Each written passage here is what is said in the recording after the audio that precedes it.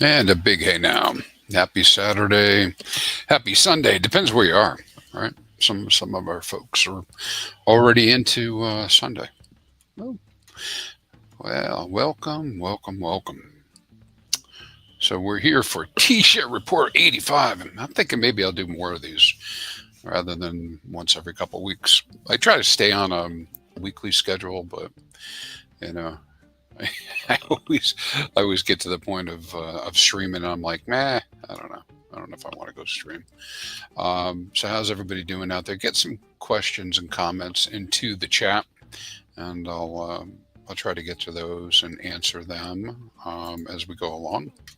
I think a lot of controversy this last few weeks on staking. Lots of juicy stuff. I haven't followed all the Twitter stuff because it's damn cesspool out there, but yeah, it's been kind of a rough kind of a time frame.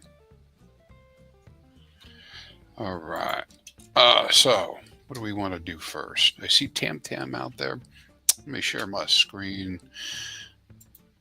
Do.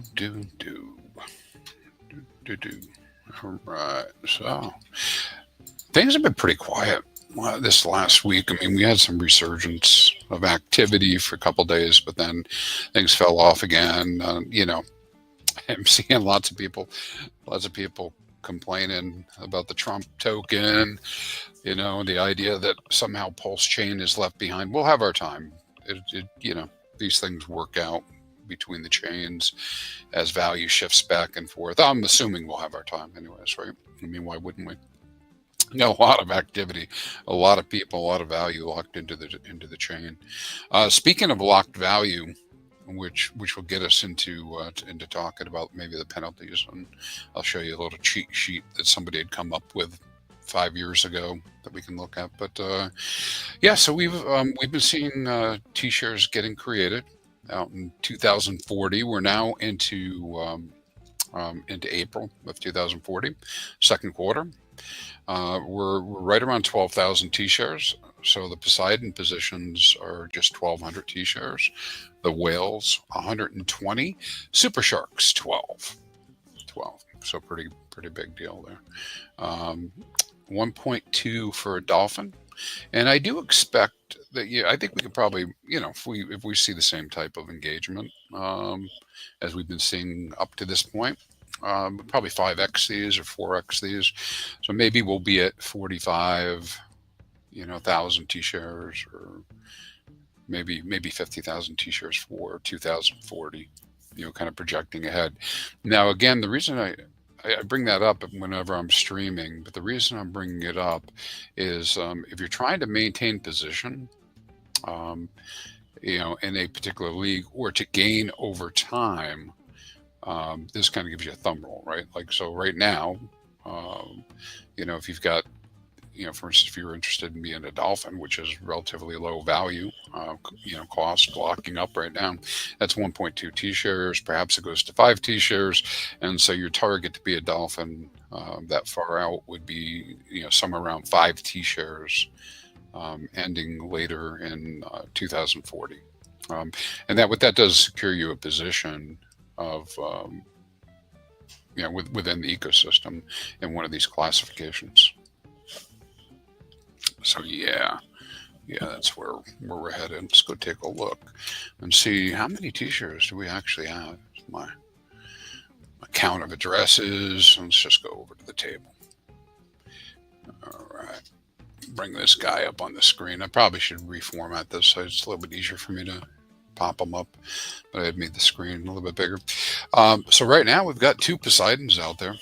So we do have Poseidons in total. The 2 of those addresses have 3,600 T-shares. We have 8 whales at 3,800 T-shares. 78 super sharks or sharks at 3,235 T-shares, and then 268 dolphins. So yeah, we've got quite a few people engaging. 1,000 different addresses, individual addresses out there making stakes into 2040. So somebody thinks something. right? I talk about it all the time. So, um, but I do think it's warranted, right? To kind of explain the whole penalty system and how this operates a little bit deeper. I think most of us know that have been around. Of course, we've always said do your own research, um, but it isn't. It Let's just say, well, everyone might not know. I think the majority of people know that there's a penalty system in place, right? And you probably should have done some research to kind of know what those penalties are in advance, right? Because when we're making a commitment to the contract, what we're doing is we're saying, hey, we're going to lock up for X amount of time, and based on how the contract's written, hasn't changed. I mean, it's been the same for 5 years, right? Doesn't change. It's the same on both chains. That's the commitment that you're making. You're committing that you're going to lock it up, and the penalties can vary depending on what the conditions are, right? And we'll look at that chart here in a second. But I mean, that's the basics of it, right? That's why we coined the term, the community coined the term truth engine, which I really had never heard before, right? Until we got involved in HEX, and we're talking about HEX. It's a truth engine, as in, hey, listen, you can't just change your mind. There's a penalty for doing that. Now, of course, the longer you serve your term, the less penalty there is, right? And I'll explain that as well. But this is why when we talk about it a lot, we're like, yeah, sometimes people just do it out of spite. Sometimes they make mistakes, right? I mean, who hasn't clicked the wrong thing sometime, right? So sometimes people make a mistake and they actually end a stake early that they didn't intend to.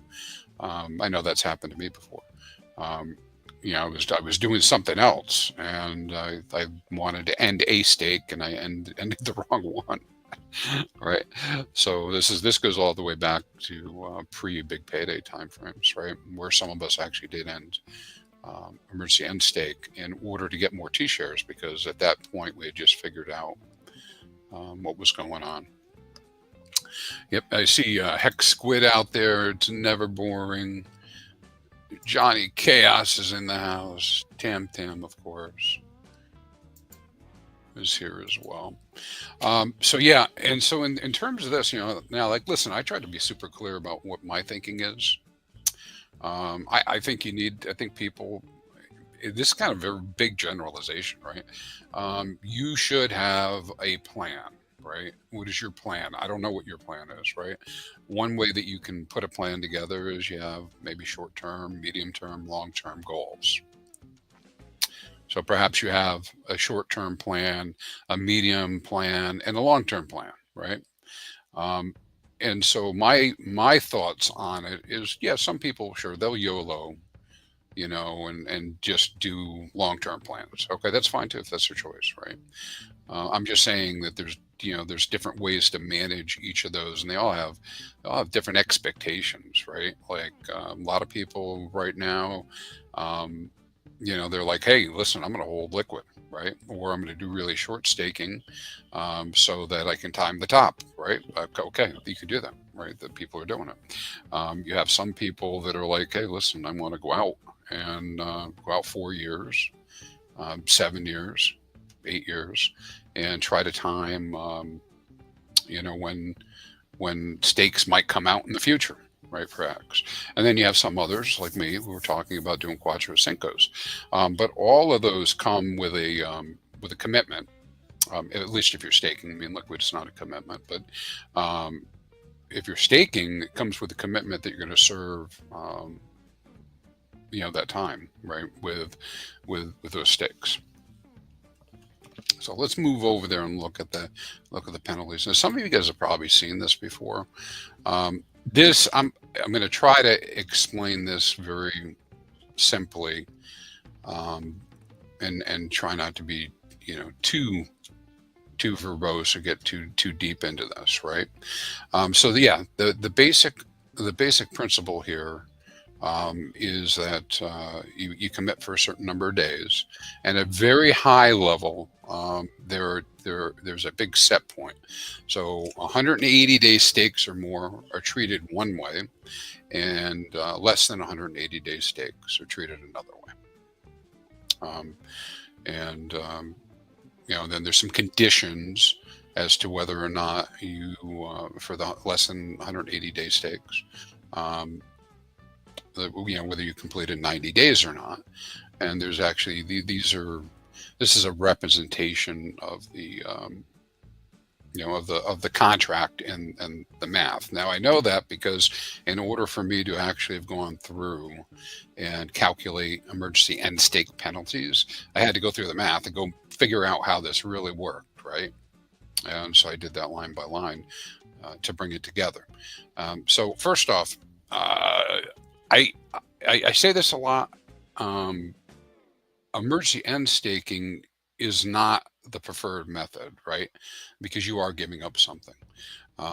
But what I would say to you is that it's in the game. It's part of the strategy. Some people actually planned around emergency end stakes. Now, as a staker, of course, I get benefited by the fact that other people emergency end stake because any penalties are paid. Half of them get paid out to the stakers, people hold the T-shares. The other half of those penalties go to the OA, so they're minted penalties. And that, of course, increases the daily payout HEX and increases the payout per T-share, assuming, the number of shares were the same, it increases that payout. So there's some benefits that way. Now, there have been some folks that I've talked to that they've taken like this abundance mentality. They were like, "Hey, listen, I'm going Quattro Cinco, but once I get past 50%, maybe I would consider it." And hey, listen, if HEX is $5, and they're going to get their principal back after 50%. Not that doesn't apply, of course, to big payday stakes. Well, let's just assume that was the case. They were going to get the principal back. Well, maybe they're willing to take a haircut and withdraw HEX and share the benefits of the staking to all the rest of the stakers. So that has been some thinking, right? It's kind of like an abundance mentality in that way. But again, it's not my go-to strategy. Like people should be considering emergency end stakes. Johnny's out here in the chat, and we've talked about this before. We have quite a bit, and we'll look at the towers of T-shares that are out there in the stakes. We may see, people emergency end stake, and it will change HEX forever. We do see emergency end stakes today. I mean, we have penalties. They're somewhere on the order of like 4 million a day normally. Something in that kind of an average. But when we start looking at much higher prices, when we're blessed with that, right? And we're at something like a 10x on price. Well, people will naturally consider it. Right? I mean, again, and then Johnny's kind of making this point out here in chat. You might as well not have staked it all if that's the case. I think for sure if you're gonna take a haircut because you're locking up your HEX and you don't have access to it, and you won't have that liquidity. And quite interestingly enough, I've mentioned this in past streams, right? Go look up what it means to set up a ladder. What it means to set up a certificate of deposit ladder. What does that look like? It's all about having liquidity, meaning planning so that you have the HEX that you need, and in their case, it's about dollars generally, right? But having the dollars you need when you need them, and so a lot of things we talk about in HEX are not brand new. I mean, it's been a concept for a very long time. You set short, medium, and long-term CDs in TradFi. When those CDs come out, and they call them a ladder too, right? And when they come out, people would scrape the value from the CDs when this is back when they were actually paying, right? They scraped the value from the CDs, the interest. They would use that for their expenses, and then they would turn around and basically get another CD and put it at the end, right? It's how it works, right? And so that's the objective. And people would even plan for, hey, I'm going to do a vacation in 3 years. They put the money aside, they put in a CD, and when the CD comes out on that term, they would get it. The CDs, not every, one of the innovations of HEX, right, is a CD. You don't have every time frame available, right? You can't be like, I want to do one for 99 days, right? Typically 6 month, 1 year, 2 year, 5 year, that type of thing. So every denomination or number of dates are not available. All right. So in our very simple example here with emergency end stakes, okay, we'll just look at the very first box over here. If you've gotten through getting the stake set, right? Meaning you made it now and we haven't gotten to midnight yet. You can actually go cancel a stake, end it before it's become active, and there's no penalty. You get everything back, right? However, if you wait until after Quattro Cinco, or we're in Quattro Cinco, Quattro Zero, Quattro R. If you wait till after midnight and we've rolled to the next day, you have not completed a day yet. And so that would be 0 days completed. And for a less than 180-day stake, you'll receive a penalty. And I have to go see exactly how it will nail you for that, because in this calculation, it's saying 90 days, right? And so what it's basically saying is, hey, listen, you're going to take a penalty for 90 days, right? So whatever the contract thinks your payout would have been, you're going to get 90 days worth of a penalty. And so that, of course, would not be greater than your principal. If we go to the next section, which is less than 90 days completed, what they do is they prorate it, right, to get an average of what your interest would have been, and so you get your rewards, right, times 90 divided by the days served, and so you're basically again getting a 90-day penalty. Right. And so a lot of people look at these and be like, wow, that's not very much. And so it really depends on the size. Right. And then if you get specifically, if you get to 90 days completed at this point, which is half the stake, which is our thumb rule, you'll get your entire principal back. Right. So that's where we talk about these the 50% mark a lot, and why when we're talking about 10-year stakes, people likely considering it strongly when they get to 5 years. And then when we talk about 15-year stakes, that people might consider it when we get to about 7.5 years on those stakes. And of course, they've made them in all different time frames and blah, blah, blah. So it's not like they're all at the same point, right? Every stake's individual. Now, if you did complete more than half of your commitment, things change a little bit. Basically, what you do is you end up losing all of the rewards that you earned during the first half, and you only get the rewards for the second half. All right. You see if that makes sense to you, right? So if you get to the 50% point, 50% progress and beyond, you will lose everything that was earned in the first half of the stake. And this is the same for the longer stakes, which we'll look at here in a second, which explains why when we talk about the people who have the big payday stakes, we're like, no, you don't want to emergency end stake a big payday stake, because you lose the entire big payday.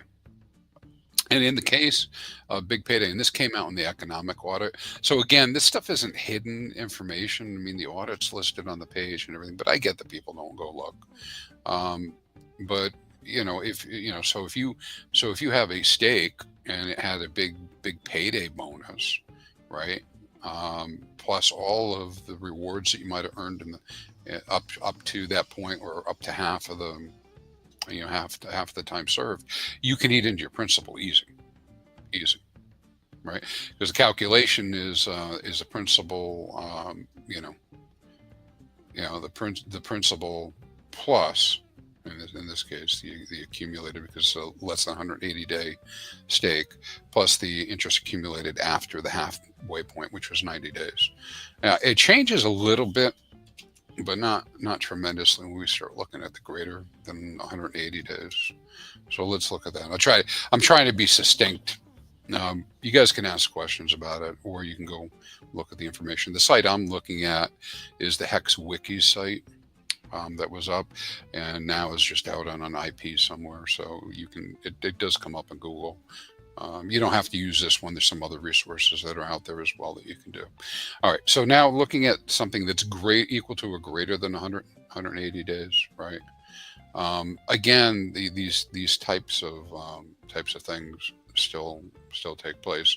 So if you've done less than 50%, it's going to be the interest accumulated.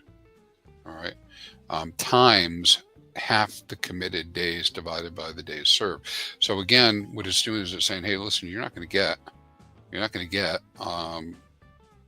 any of the penalties, right? I mean, any of the rewards, right? You're going to lose those rewards. So that is the penalty, and that, of course, again, can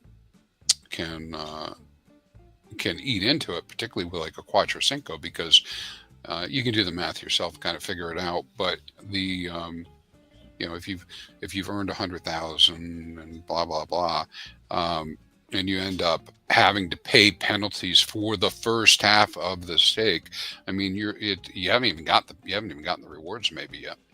If you've gone early, right? You could do it really early, but it's saying, hey, what did you earn per day, and let's multiply that by half the number of days. That's your penalty, right? And so you can really get beat up that way. Yeah, Hex Squid. I think that is also another strategy that people are using. He's saying, hey, could a stake nuke be intentional for tax loss harvesting? Yeah.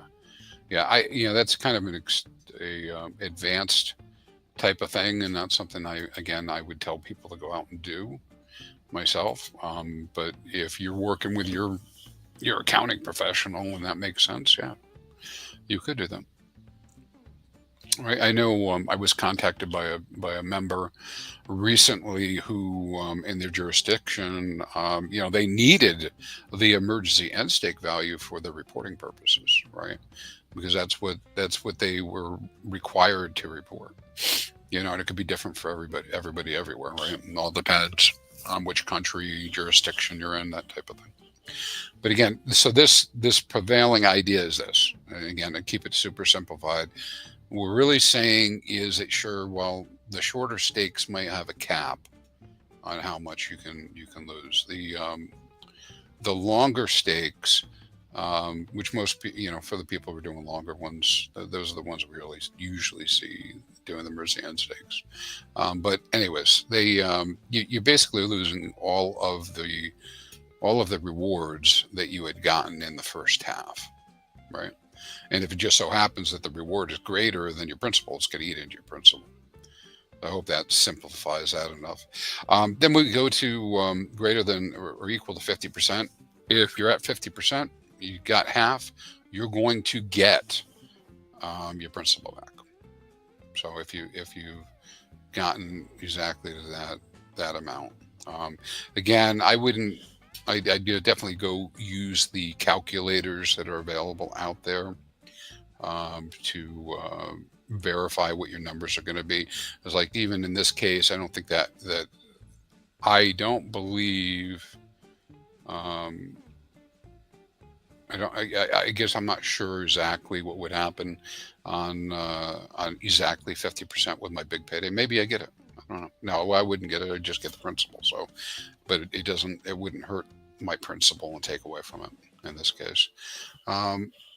And then for the greater than 50% complete, again, you've already lost all of your first half of your rewards, and now you're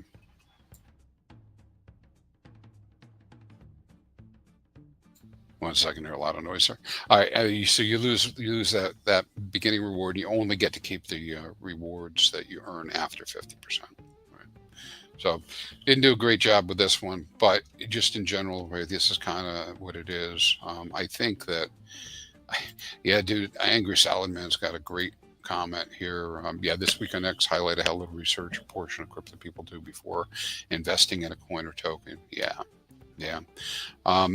I think I've seen that a bunch of times, right? Because we have people who will come and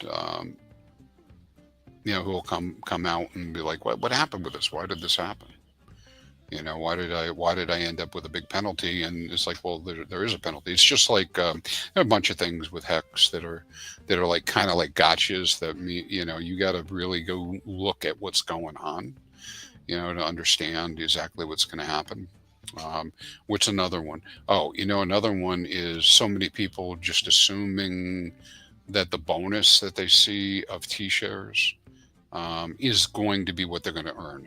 It can't be it can't be, right? So, and again, not understanding. And so if anybody's used hex.com, a bunch of you guys have, I'm sure, and ladies, when you go in there and you do that, it comes up with the effective HEX and blah blah blah blah, right? Well, a lot of people misinterpret that as this is the reward I'm going to get. And so lots of people, when they go in their stake, they're like, why didn't I get my reward? And then that question came up. Of course, emergency end staking is another one that comes up quite a bit when people do it. Yeah, so there's just a couple of things like that. The other thing is that HEX is like this huge, ocean liner, oil tanker.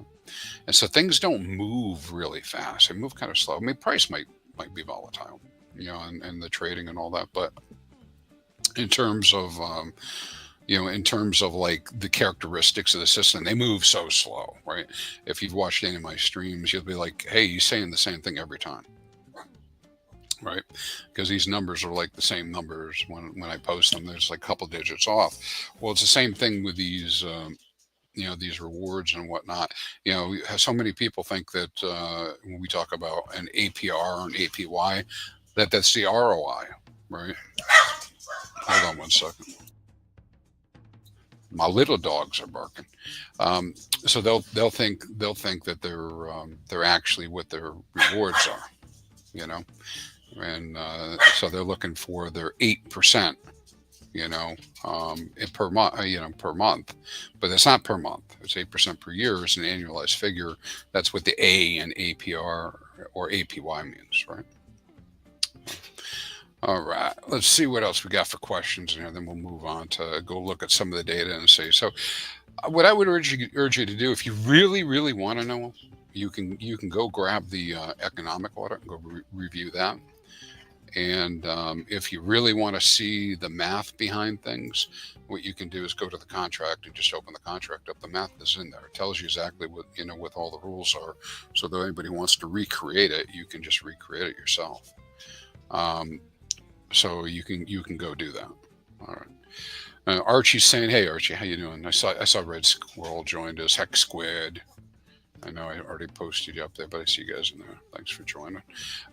Even legacy bank accounts with interest have penalties for withdrawing. I don't get why people don't read the instructions. Yeah. Well, but at the same time, I can understand also, also the feeling like, hey, this is a lot, man. Because they didn't read it and they didn't understand it. So yeah, there's no free ride. Yeah, if you're making the commitment, you're committing, to be in there. So yeah, and that's the case. And by the way, while I don't know, hold on one second.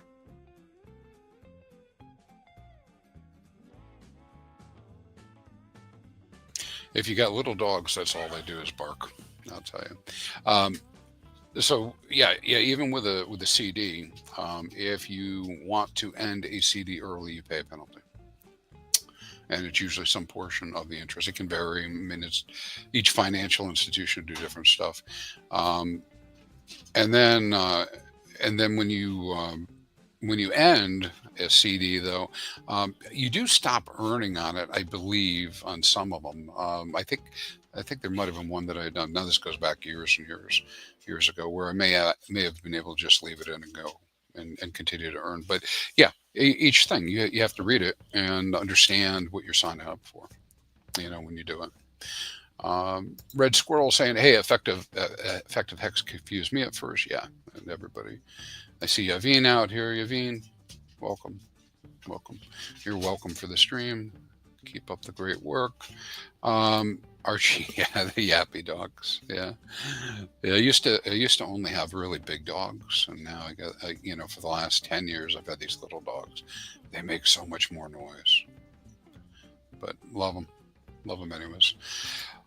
All right, so let's get back over here. Let's go take a look and see how we're looking for the old T-shares. I was thinking I'm going to maybe I'll do an animated T-share chart, just showing the rates and how they're going up over time.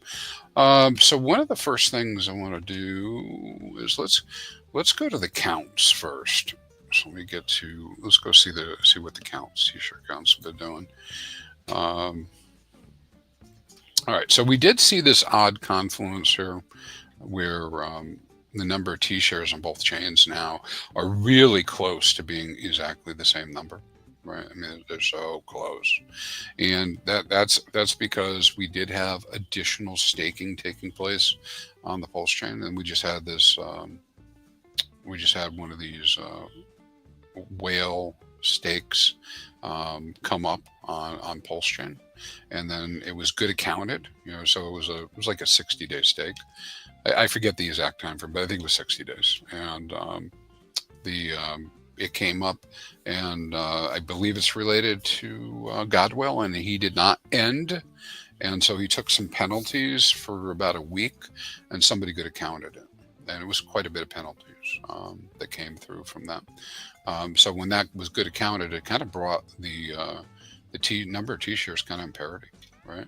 And now we're pretty much at a base level of payout that's very similar as well. So this means that the APRs on both systems are going to be really close.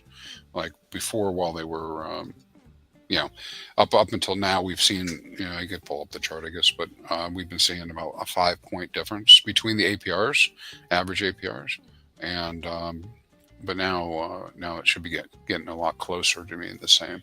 So this is what we're seeing today. This number. So we're down below 9 million on both, which is a pretty big deal. We still see that we're adding T-shares. Of course, every day there's more T-shares added. So we are seeing more T-shares being added, but not more than have ended. So if we look back at the last 30 days, we have a high number on the Ethereum side. We look at how many were started versus how many were ended. Well, we went down 44%. So 44% less, almost 45% less of the T-shares were recreated on the Ethereum side, and 20% less on the Pulse chain side. So that would be like on Pulse chain, 100 T-shares ended, but we only started 80. Okay, it's that kind of thing. On the Ethereum side, 100 ended, but we only created 55. So that's just looking at the last 30 days. And so we can use that information to kind of project out, what might happen over the next month. So we'll probably see another drawdown unless we see, somebody come in and stake their liquid HEX. Now that could be this whale, could be the God whale. Could be somebody else is holding liquid, but as it stands, I would be looking at something around 80,000 less on Ethereum side and 70,000 less on the Pulse chain side. So again, it's just what it's really showing us is that this count dropping is real, right? I mean, we see it. I mean, like I said, it's just slow. It just happens, right? But I mean, this goes all the way back to 23. We can go back further and see, but it's just coming down. right? So this is the deflationary effect that we see in the T-shares, right? Which is why I'm so bullish about, the Quattro Cincos. Of course, I already have a ladder, right? So it wasn't my first stop. But I'm bullish about the Quattro Cincos because if I believe, and I do, that HEX will be around in 15 years, it's like a huge opportunity. Now, what could happen with these numbers, though, is this. Remember I just mentioned on the pulse chain side, somebody had good accounted that big stake from Godwell. Well, Godwell has another big stake on the Ethereum side, and it has not come out yet. It's not due yet. And so it hasn't been good accounted yet, hasn't been ended yet. So it's likely, and I forget how many T-shares, maybe it's close to 100,000 or something. I don't know. We could go look, I guess. But I expect to see the Ethereum drop down below the pulse again. So we're just going to see that happen. Right. So the whole time that this is going on, right? So we can see that, and we know that when people stake, they have to either put all of the HEX back in for the same amount of days or go longer, or they have to add value.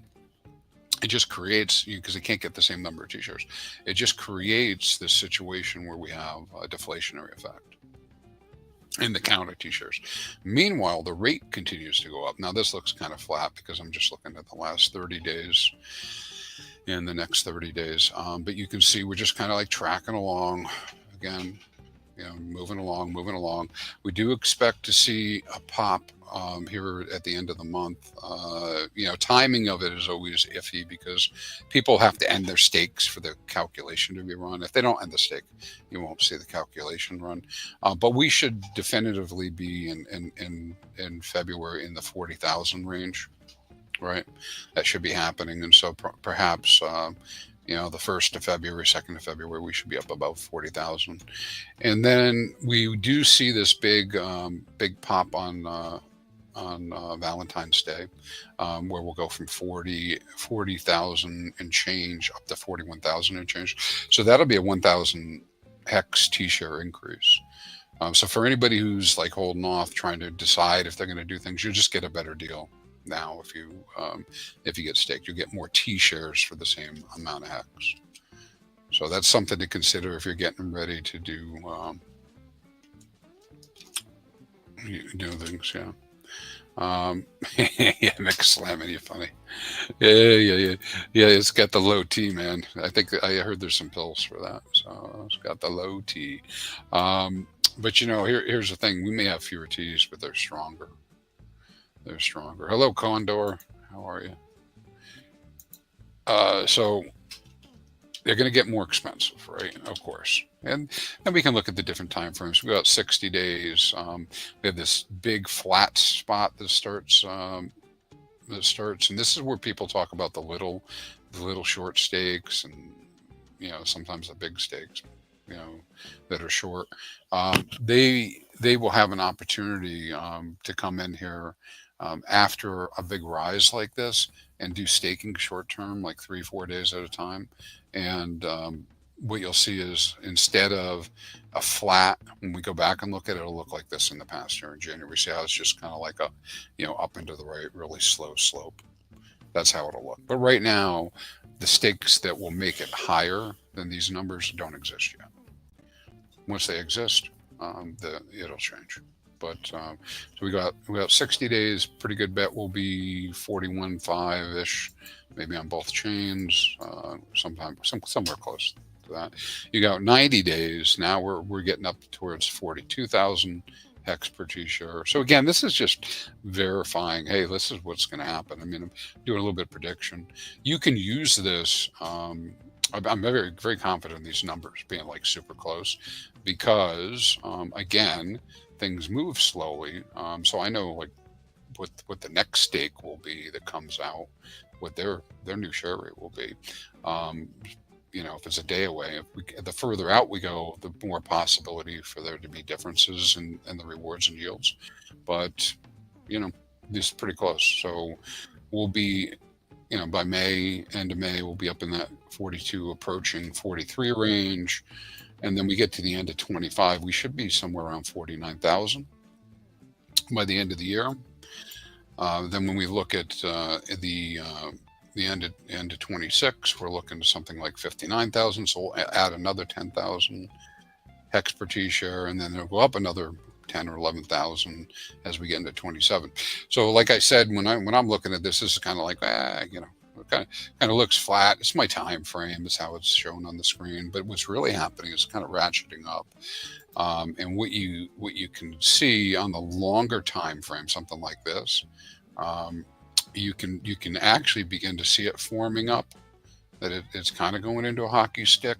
And then we get to the all models. Again, it's an imperfect type of a system, but we get over here and go look. Let's see if I can go back to 2020. We have to go after. No, it worked out okay. But you can see, you know, this big old hockey stick over here, which is what we call our our expert testimony type stuff, right?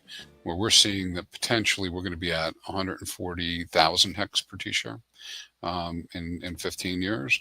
And I would say the minimum would be down here around the 300. And you could we could spend a lot of time, you know, trying to plot, you know, that whether it's going to be 300 or 800, probably likely be somewhere in the middle of this. Could be higher, who knows, right? But this is where I'm saying, hey, listen, guys. I mean, not a far-fetched idea that, you know, 15 years, if HEX is still in existence, which I think it will be, that it's gone up and appreciated over time. Because if it's in existence, it means that people have really, you know, glommed onto it and they're using it. And if they're using it, of course the price is going to go up as crypto, right? I mean, over time, maybe, you know. And so anyways, when we start getting out that far, you know, you could see the cost of T-share being very high. Now this is the crazy part, right? So what happens if people aren't interested in HEX, right? And they don't come stake? Well, there's less T-shares, right? So if there's less T-shares, what happens to the payout? Payout's higher per T-share, right? Because you just have like ending of T-shares and not additions of T-shares. So that means the payout goes up even higher.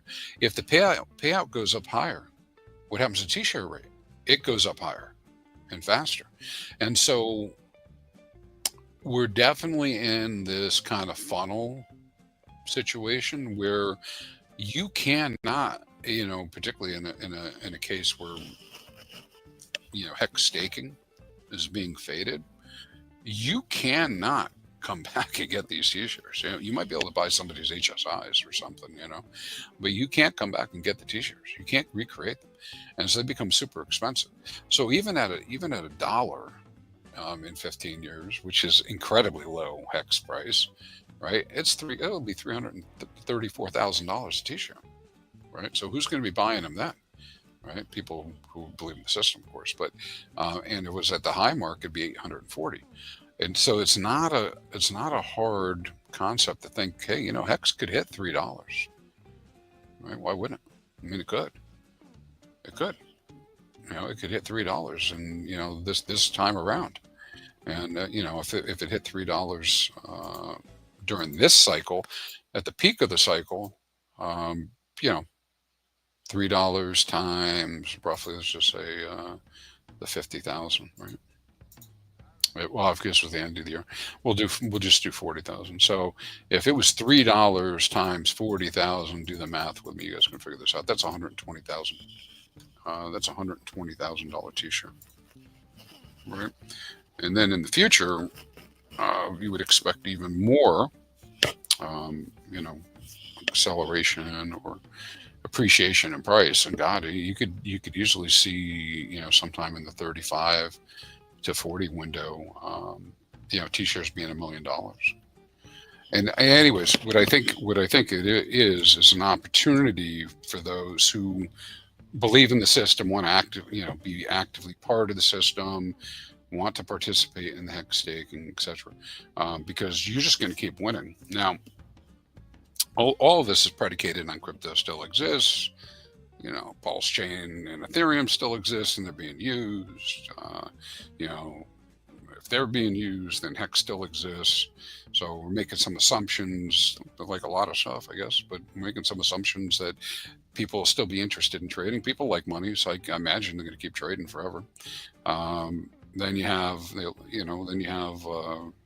long as people are putting up liquidity in order for other people to be able to trade, so they can earn off of it. Yeah. So yeah, you could see a situation where this market would continue to develop. And we see some incredibly high numbers. And we see, something like, even what's 100x from here is like over $1, right? So I don't forget what the price is. What's it, 0.012 right now, 13 or something. So that's $1.20 HEX. And then you go cycle over cycle. I guess we probably want to do it from bottoms instead of tops, but you start looking like how Bitcoin had receded, from instead of it doing, I don't know the numbers exactly, say doing 100x, then it does a 70x, and then instead of doing the 70x, it does a 30x, and then you get down cycle wise to much lower numbers. Like when I look at the Ethereum, normally I would be thinking, well, last time it did, something like an 80x from the bottom, that it probably would do, only like a 5x, if I was using Fibonacci style stuff, right? So yeah. Anyways, the point is that what we have seen with crypto in the past, right, is cryptos go up in value and they appreciate. What they'll be, I don't know. But that's the whole thing about the whole staking, right? You can set yourself up to earn today at the current price, and everything else is gravy. I mean, you pick a number like at 1.5 cents, getting a ladder, and that pays you, something that's beneficial to you, $1,000 a year, $10,000 a year, whatever it is, right? If you're able to do that, then the price appreciation that comes later is just, additional value that you can get. But anyways, these are the look ahead for here. Let's see what Yuvin's asking about here. All right. Is there a way that HEX price gets pegged so it never goes below a certain price? Let's say $1. Yeah, it's possible, Yavin. It's possible. So how would that happen? Well, I think what we're looking at, there are a couple ways it could happen. But essentially what it would mean is that the supply distribution was such that no one could sell through the liquidity to bring it to less than $1. Right.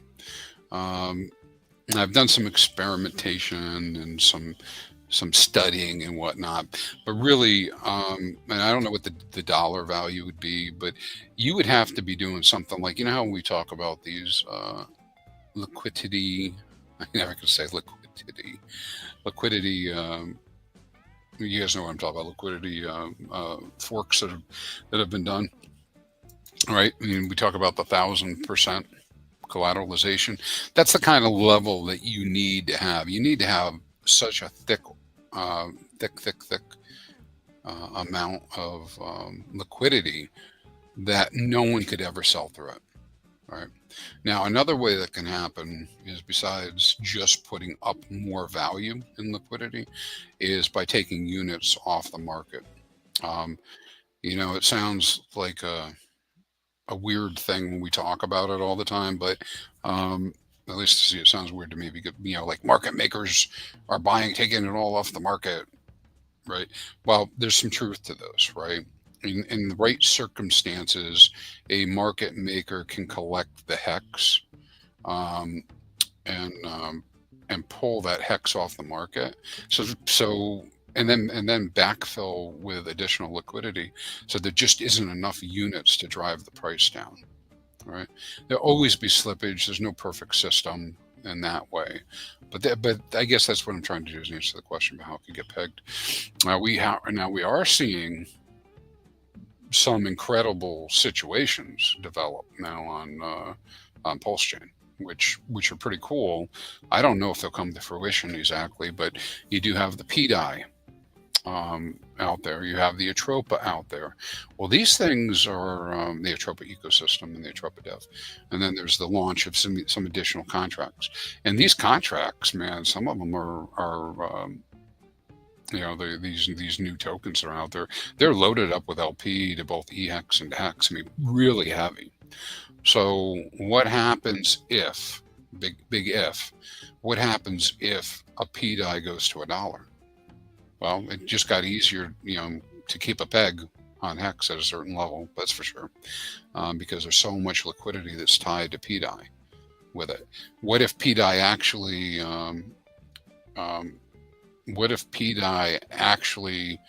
did, go to $1 and get pegged? Right?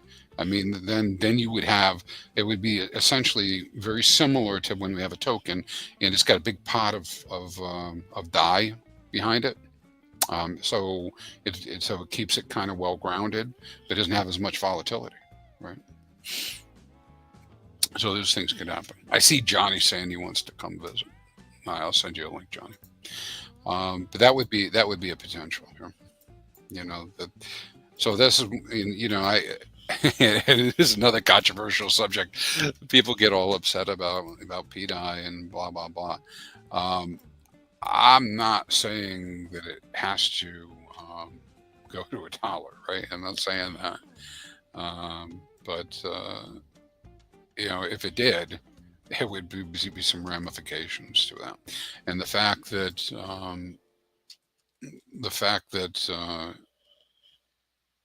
I got to find Johnny here, and just the fact that the liquidity is already sunk.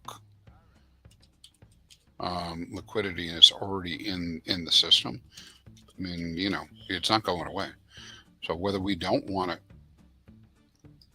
or we do want it to, to be affected, it's kind of out of your hands, right? Unless you're the one that had done it.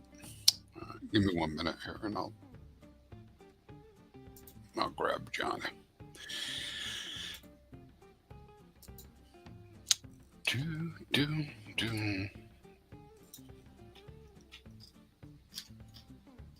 For whatever reason, I can't find you, Johnny. So I got to go make sure I get the right link.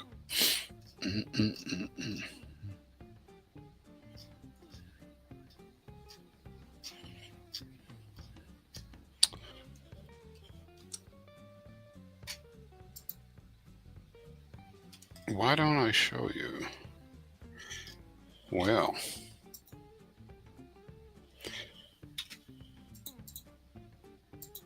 it should be. Hey, what's your Twitter link? It should be at Johnny. There's a lot. There's more chaoses out there than just you. Oh,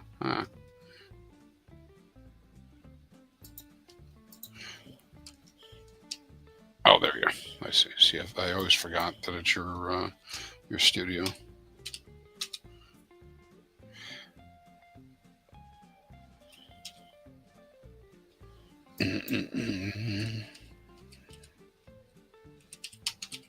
So you guys throw some questions in the chat, as I said.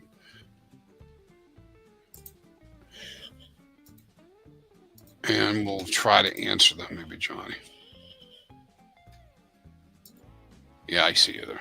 I got you, Johnny. So he'll join us here. Hey, Koshin, thanks. Thanks for that. I was on the other screen. All right, what else we got? So Johnny's going to be coming in. Let's see. Let's take a quick look at average stake lengths, what we've got going on right now. So we can see the average stake lengths on both chains here. Currently 7.4 years on Ethereum side, 7.1. Again, with this particular measurement. These are open stakes, right? So of course it's going to lean heavy to the high side, because these are stakes that are still in existence. The ones that are closed don't count. All those little ones, short ones, they don't count, right? We have that. So what are people actually doing right now? On average, on the EHEX side, it's 2.9. This is all that have been created on these days, 2.9 years, and then on the pulse chain side, 2.4 years. And we do see some spikes once in a while, but might see them. All right, Yavin, we'll get to the liquidity pools, and I'll pull that up here in a minute. It's pretty cool. Welcome. Hey, Mr. Crispy. What's going on? Wow. You see how I have little squared off little windows? I don't know if this is better or not. But... I don't know. My screensaver's kind of fun. It's the race to 2x. You're familiar with Phineas and Ferb? It's a cartoon series. No, I'm not. Okay. I'm not. So Phineas and Ferb, one of the running gags in the cartoon series is their buddy the platypus here down here always shows up at the end of the show. Apparently he's like a secret agent, so he's always showing up at the end of the show. So the quote is, "Oh, there you are, Perry." So the joke is Perry here is wearing the Bitcoin logo, and he's like, "I did it. I finally did a 2x." And then over here, the other side, it shows us doing like multiple 13 2x's, you know. So back in the day, so that's been the running joke there, is the Phineas and Ferb. "Oh, there you are, Perry. Oh, look, you finally made your 2x. Good for you." Yeah, 100%. Right. I mean, yeah, I kind of feel that. Hey, listen, I'm happy for everybody who's in Bitcoin, that's going to get their X's to 240K.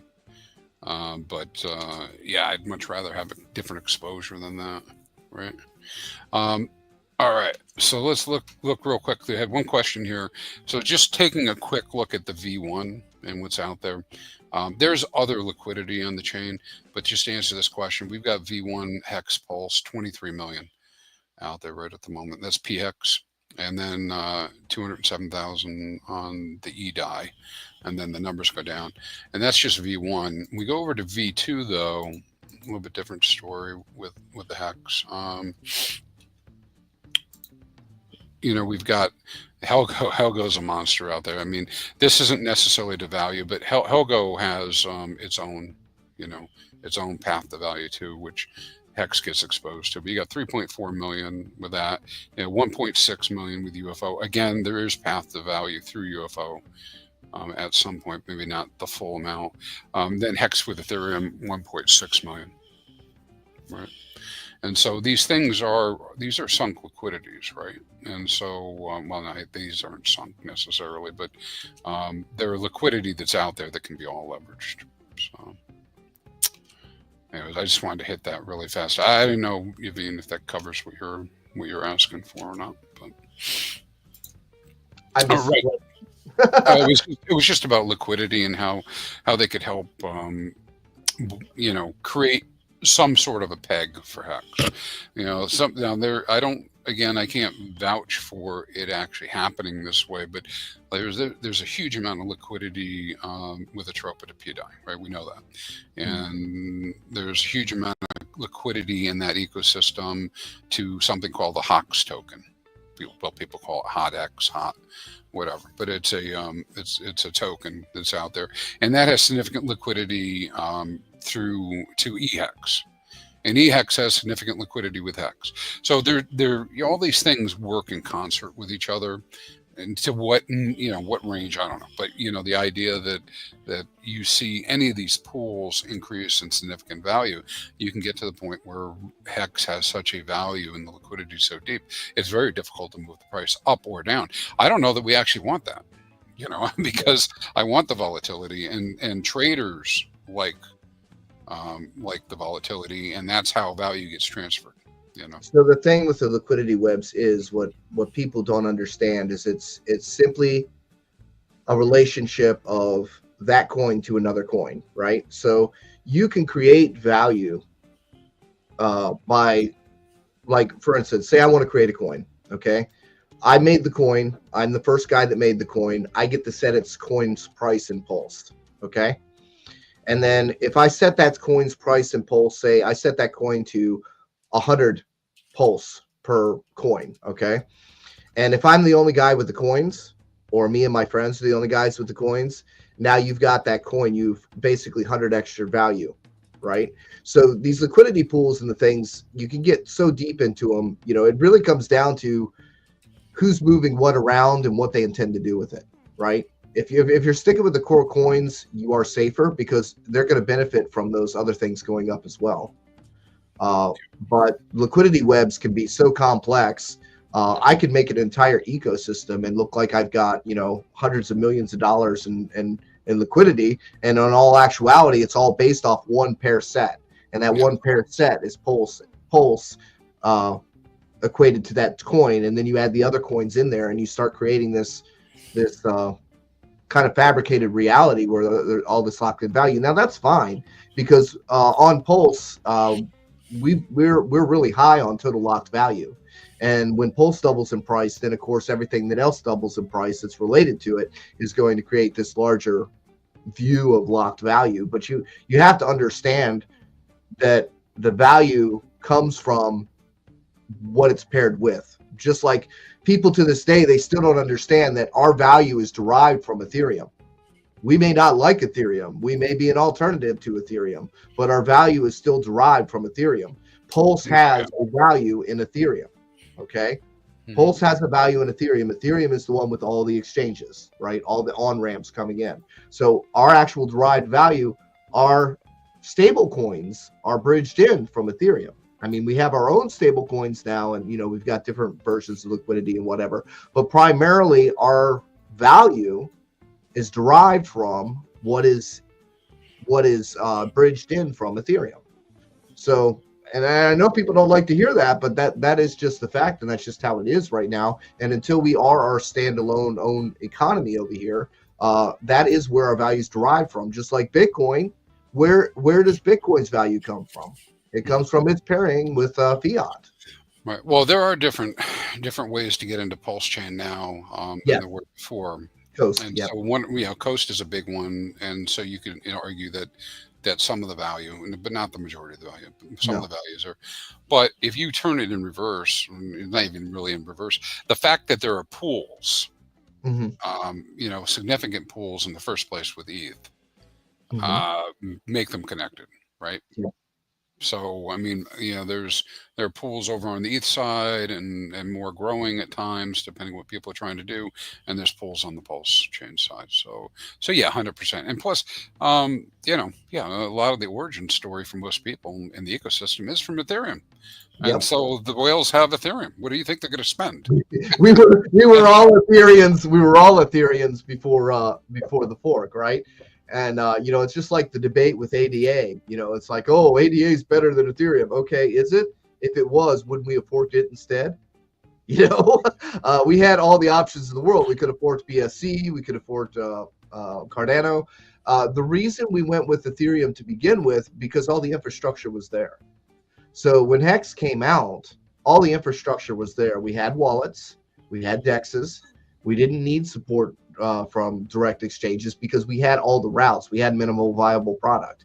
We had what we needed in order for that to grow, and it grew on Ethereum on the rails that were already there, and it saved us from building a whole entire layer one. It wasn't we needed a layer one until Ethereum screwed up their S-load function.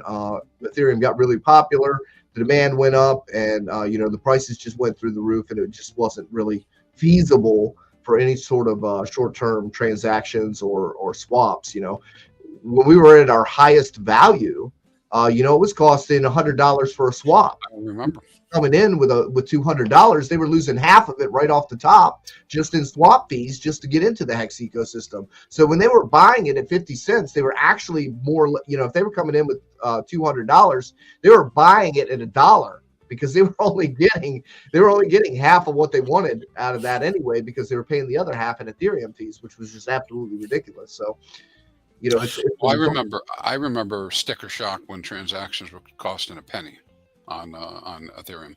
Like I yeah. had sticker shock because I was like, "Damn, this got expensive fast." And then it went to $1, and then all of a sudden it was $5, and it was like, "Holy crap!" Everybody listening would like to kind of laugh maybe now because like that's the norm, but $5 was a lot. Well, And there have even been times when Pulse has been up to $40. yeah, I've seen High some volume time. like weird stuff. Yeah, happening. Yeah, so people really have to learn how to navigate that, and they really have to watch what they're doing and not just click buttons, because there are times of high volume. There's times when MetaMask will kick back everything at you because you have to manually go in there and set the gas ratings or wait for slower traffic times, or otherwise you'll get your transactions kicked back because it's not good at regulating the fees like it is on Ethereum. It's not optimized for that. Now I don't know if like Internet Money or Rabby do better with that. They seem to. But yeah. And then hey, PSA for everybody, man, make sure you check. I know if you're a button clicker,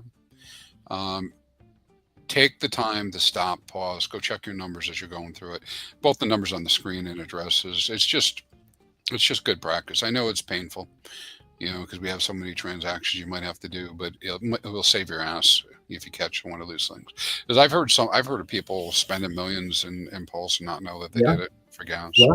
And I've seen that. And then of course we've recently had people send to contract addresses by accident. I mean, age-old problem, but nevertheless, it's a good reminder, to do your test transactions and to actually look at the transaction you're going to click. Double check your addresses. Make sure everything's right before you click the buttons. Don't be in a hurry. You never want to be in this impulsive mindset. And that's the thing about HEX is you're not supposed to be in the impulsive mindset. You're supposed to be in the planning for the future sort of mindset. Yeah. And for us that are geeky about the math and everything, we have to come to some way of breaking it down, because the math is just intimidating. The math is just so intimidating. Like on your show, everybody's here because they're understanding how these things work. They've got a deeper understanding for it. But if somebody fresh right off their meme coins comes to this channel, they're going to look at it and they're going to go, "What? Huh? Yeah, what? You can actually program money? What do you mean? What is this programming stuff? What is this code? What are these numbers? Where do they come from? How does it? I don't understand. Let me buy a dog coin." Yeah. Well, and for those folks, the use case is speculating on HEX. Mm-hmm. It's going to go up, so let's speculate on it, and I'm going to sell the top. So for those who are interested, right, you can peel the onion much further than that. Right. Yeah. It's layers upon layers. I thought it was neat that you were talking about you haven't heard of the Truth Engine until you hit this, because there wasn't one. Everything has been a way to exploit things. Everyone. I want to go back to like before Big Payday, right? So we had people that were literally trying to game the system, and how they were doing that is they would stake for 15 years before Big Payday. They assumed that they could emergency unstake after Big Payday, and they would get the 3 times their Big Payday bonus. I know. What they thought they were going to do, because they were literally trying to outgame the system, because they thought there was a way to get around the code. And come to find out, it was a nightmare for them, because they lied to the contract. They never intended to go 15 years. They literally were planning on emergency unstaking the day after Big Payday and thinking they were going to get these big ample rewards, and then they ended up nuking the shit out of themselves. And that produced some of the biggest payouts we've ever seen. And that was because people were trying to exploit the code. And I don't think necessarily there are going to be some people that don't understand the code, but there's going to be a larger majority of people in the crypto space that are attempting to try to find a way around the code and a way to exploit the code, because that's just how they're hardwired. We're just not really in a market where selling something that pays people for what they say they're going to do and actually be honorable. We're just not in that market. It's like everybody's looking for some new thing, some exploit thing, something. I think when when we began HEX, a lot of people came into HEX because HEX was the new thing, right?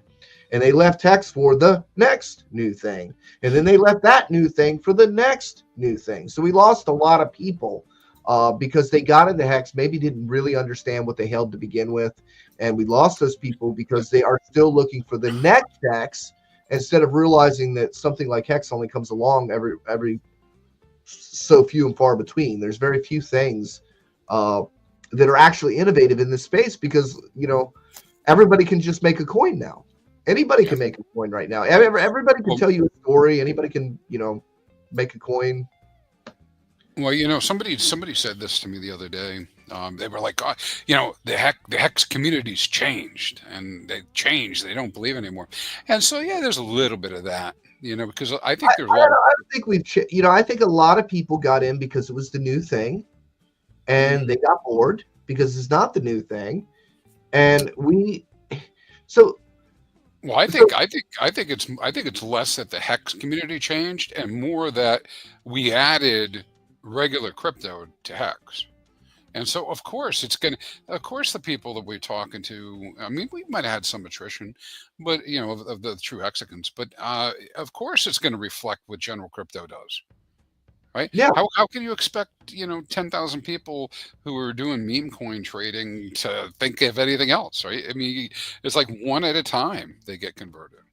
Yeah, and if you put it in the everything else box, then it's going to act like everything else. That's the thing. Everybody wants to put HEX in the everything else box, but it's not. It's not everything else. And that's the frustration of it. And when you try to explain that it's not like everything else, then people are just overwhelmed and confused, and then they just go by their dog coin or their next narrative, or it's easy. They want to be told what to do, right? So like the stuff that's marketed and they're like, oh, well, you just do this or you just do that. They want someone to tell them what to do. They don't want to be like, okay, well, here's your options. Now you need to make a decision. No. They don't want a decision. They want you to. They just want you to point and say, "Oh, you do this," and then they've got somebody to blame when it doesn't work out the way they want it to. Right? Oh yeah, I have what I believe is an unpopular position with the critics of like inflation. For what we do with X, because I hear, and you've probably heard some of the same people say it. Oh, the inflation's too high. It rewards the stakers too much. I'm thinking to myself, dude. The whole reason the stakers are getting rewarded is because they staked. Yeah. If you want the rewards, you stake. Yeah. Right. And so the translation, when I hear people talk about it that way, I mean, I'm sure there's some people meanwhile, but is that they want to sell on my head. Yeah. They don't want me to have more HEX. Right. And be able to get more value than they could by just being Johnny come latelys. Yeah. They show up and buy the bottom and then sell the top, and then they're gone for 4 years, right? Yes, exactly. And so but yeah, I think I haven't seen capitulation. I threw the chart up here. Sure, we've seen some emergency end stakes and stuff, but you look at the profile. This is the same sheet I'm showing every week. Well, every time I'm streaming, this is the same thing I'm showing over and over again. It hasn't changed a lot. The numbers go up and down a little bit. And so what I would say to this is a good topic. I haven't seen capitulation. So when we talk about the staker class and they're not interested, we got 1,000 of them. They're staking out long. I can understand people being tentative on that stuff, but they haven't ended their stakes. We haven't seen the influx. We're in the window now where the 10-year stakes are at 50%. So now they could change. We might suddenly see the price go up 10x, and we'll see a lot more emergency end stakes. But pull up that chart where it shows the yield versus the principal. Oh yeah, I'll pull that up. But I mean, this is our profile. We have seen a little bit of flattening out here. These numbers are getting a little closer, I guess, in the near term year. So people are doing some shorter sticks. You see how we're looking at 26, 27, 28. Not quite as pronounced difference. But let me pull that other chart up. That's a good one, because you know what that shows. That's the monthly that I have, and it just shows what the differences are for what'll be coming out. So let me pull this up here. Let's make sure you guys can see it. That is my favorite chart, because that is like the best visual for people to understand that green, you are not guaranteed that green. People say, oh, well, the whales will sell on you forever, blah, blah, blah. You are not guaranteed that green. The only way to get that green is to serve your term. Mm-hmm. And if you serve your term, you deserve it. And the people that say, oh, they're never going to serve a term. Those are people that are never going to serve a term. They don't want you to serve a term because they don't want you to get rewards for doing something that they're not able to do. That's what it comes down to. They're not able to do. They're not able to make that commitment. They're not able to put that money out there. And that's just what Crispy was saying, is they don't want you to either. They don't want you to do it. They don't want you to get that reward. Look at the principal. The blue is the principal. Look at how tiny that is in coordination to the actual coins that you will receive. And literally, if you don't serve your term, you're throwing all of that away. Yeah. So you might as well just be liquid. If you're not going to serve your term, you might as well just be liquid. Me and RG go back and forth about this all the time, because RG's like, let him emergency on stake. Let him do it. Because he knows all that money is coming to us if they don't serve their term. And that excites him, that excites him. To me, I get kind of depressed about that. It's like, look, guys, I don't want anybody coming into this system and setting themselves up for failure. That's not the point here. The point here is to make more HEX. And if you want to make more HEX, then you have to set terms you can honor and honor the terms you set, or you might not stake at all, because even at the halfway point, we're reaching that 5-year mark, like you said, Crispy. Mm-hmm. Those 10-year stakes are going to come off all year long. All year long, those 10-year people are going to forfeit their big payday bonuses and 5 years worth of yield over and over and over again. They're going to do it. They're going to do it. They're going to do it. Why? Because they're tired of waiting. And they're like, that's okay, because I'll just take my principal back. Now, you may say, okay, well, they're losing a lot of money, right? They're losing a lot of money when they do that. But really, are they? You're still up 100x from the bottom. Well, that's why I allow for the fact that they might do it. So, guys, for those listening who may not know, what we're talking about is that you see these big towers, the 29 and 2030 towers, right? The green represents the rewards that they potentially could claim when the stake matures, and the blue represents the principal. And as we went over in the very beginning, right, basically the way the system's set up is that if you end at the 50% mark, you're only getting the blue. This is it. Yep. Right? All the rest goes out as rewards to the rest of the stakers. So it is going to be, it is going to be a game of chicken. Now, in your mind, and because we have varying viewpoints, I think the number is something like 30%. I said 80. But I mean, like the current is like something like 15 to 30%, and you said 80% would be the one, would be what. I said it 3 years ago, Crispy. I was talking about this 3 years ago. So this is not like a new theory that came out. Oh no, I know we've been talking about it, dude. Yeah, you've been talking about it. I remember you talking about it. So that was something when I came to that realization that people were going to reach that halfway point, because HEX is more expensive today than it was when they staked pre-big payday.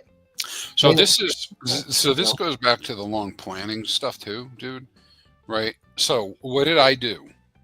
I followed the product market fit, and I created a ladder so that I get paid HEX in every year. Right. Absolutely. So when I'm looking at this, I'm saying to myself, I'm not going to emergency end stake, right? So let's say my number was 1 million. I was going to have 1 million HEX come out every year, and that was my goal. I was in early enough, right? Okay, maybe the numbers be different for new people, but we're talking about people that came in when we came in, and it was going to be 1 million HEX per year, because I set up a ladder that would pay me that roughly, right? I got that coming out. If HEX goes to $1, is 1 million not enough? Right. Is it 50 cents? Is 500K not enough? That's the kind. So okay. So then you say, well, some of the people didn't do that. They just have this 10-year stake. Yeah, I guess that would be the case. They might be looking at this differently than I am. They'll go and they'll rationalize that, hey, listen, I'm not going to wait another 5 years. If HEX was $1 tomorrow, do you think those towers are going to stand that big? No. That's what I'm saying. I can be intellectually honest and say I can agree that, and I'll go a step further because I've said this publicly already. I mean, of course I would consider it, but again, that's not my scenario. My scenario isn't that I just have a stake that's out 10 years. All right, I have a ladder because I followed kind of the product market fit, the idea of setting up a ladder. So why do I need to end my 10-year stakes? I can just get more HEX then. Right, so it's part of the whole thing. But the main mentality in crypto is when I hit my number, I'm all out.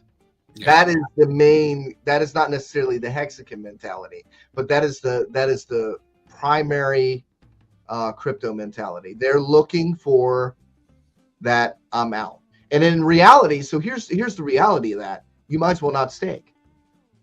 You might as well not stake, because if you stake for 10 years and you ended at 5, you're forfeiting all of that, which is fine because we get it, but you're not. It's to no benefit to you whatsoever. You might as well just ration it back out. But it does benefit. But it does benefit the community. It does benefit the community, yeah. So so I don't want to put words in anybody's mouth, but just recollection from when we were talking about this in 19. Yeah, that was kind of this idea. So, well, what's the worst case if you do the emergency? Well, you don't get any rewards. You get principal back if you do the 50%. And some people say, well, but is that really a bad thing? Well, for me, it is, because I would have had more opportunity to do something with my value, which is your point, right? Why I was stake in the first place. But it does add value to everybody else because I did participate in the system. If I did emergency end stake and I get my principal back, I give all these rewards out to the community, the other stakers, strengthening other people, who are also supporting the system. Now, what I would like to point out too with this is, because I'm not like a hard no that we won't see 80% emergency end stake. I mean, it's like it's coming. If that price pumps, it's coming, because those towers will collapse. We go up to $1. With everybody with their PTSD, their post-traumatic stress syndrome, the bear market blues. If we go up to $1, those towers are going to cave. Why? Because if you got 1 million HEX and you can get $500,000, you're going to take it. It could play out that way. I think you're also going to have greed. Yeah. There too, because then you have the other aspect of it. This will be funny. There will be some people be like, I'm going to do the emergency stake, but I'm going to wait for the top, and they're going to be waiting for the top. And you say, well, why wouldn't you just emergency stake now? Well, because I want the better price. Well, plus I get the yield, right? So, but they're not getting the yield if they don't serve the term anyway. So they'll get a little bit more yield. Now, I think short term for us, price action wise, of course that would impact the price, right? Because we have people draining the system of value. But you really have to, I think you really have to zoom out. What happens? Just look at the chart, man. What happens if those towers disappear? People who are in after that have their T-shares, even the ones that end before those, but anybody in the future, my God, the payout. It actually could get so unhinged with the amount of payout and the amount of value being transferred that it could do a couple different things. It could cause the OA to take action. I mean, I don't know what the OA will do. It may not do anything, but I mean, that's a possibility. It could also cause an adoption wave. I would just take a theory out here, and I'll say the OA likes it to be around 10%. So it likes to have, around 10% of total supply stake is what it likes. So it will tend to try to keep it right around there, I believe. Yeah. I think that's kind of like a magic number too. Yeah. I haven't checked the number like by hand recently and manually done it, but the OA stakes have been, they have been expiring and they've been good accounted. Yeah. So their locked hex is still pretty high, but I Yeah. think that they slowly are getting diluted. Yeah, and they will, but it's just kind of a mitigation. But here's the thing, right? Okay, so like at today's prices, and I did some math on this, and I don't have the exact numbers, today's prices or whatever, but really, if you want to crank it down, and you like to do some math on this, if you like to crank it down, say if you got 500 million EHEX, okay, and you're staking that on 30-day rolling stakes, you're looking at $1 million a month. Okay, so it's like that's what it takes to maintain something like that. It's not it's like 12 million a year or something to sustain. And it's not just that 500 million. I think that 500 million is only like 16,000 or something. But just saying everybody was doing these rolling stakes, right? It's only like $1 million a month to actually maintain its price. As where something like Bitcoin, you're talking, $400 million a month in sell pressure. So when you're trying to say, okay, Hex can't go up because of the sell pressure, you just suck at math. Because it's there, you can't, even if you have 500 million Hex and you're doing that on rolling stakes, you're not making a significant enough amount of money to actually hold the price down, especially at these price levels, because these price levels are so low. Yeah. Well, I threw this back up here because I want to look at the T-shares. We look at the T-shares that are out there. So let's do some fun math. 2.3, almost 2.4 million T-shares in 29 and 30. If 80% of those are knocked out, that's 26%, almost 27% of the T-shares would disappear in the system. And that would be over the next year. So yeah, again, I keep going back to, it's not financial advice, but if you're even moderately interested in Hex, you need to at least get one T-share, Quattro Cinco.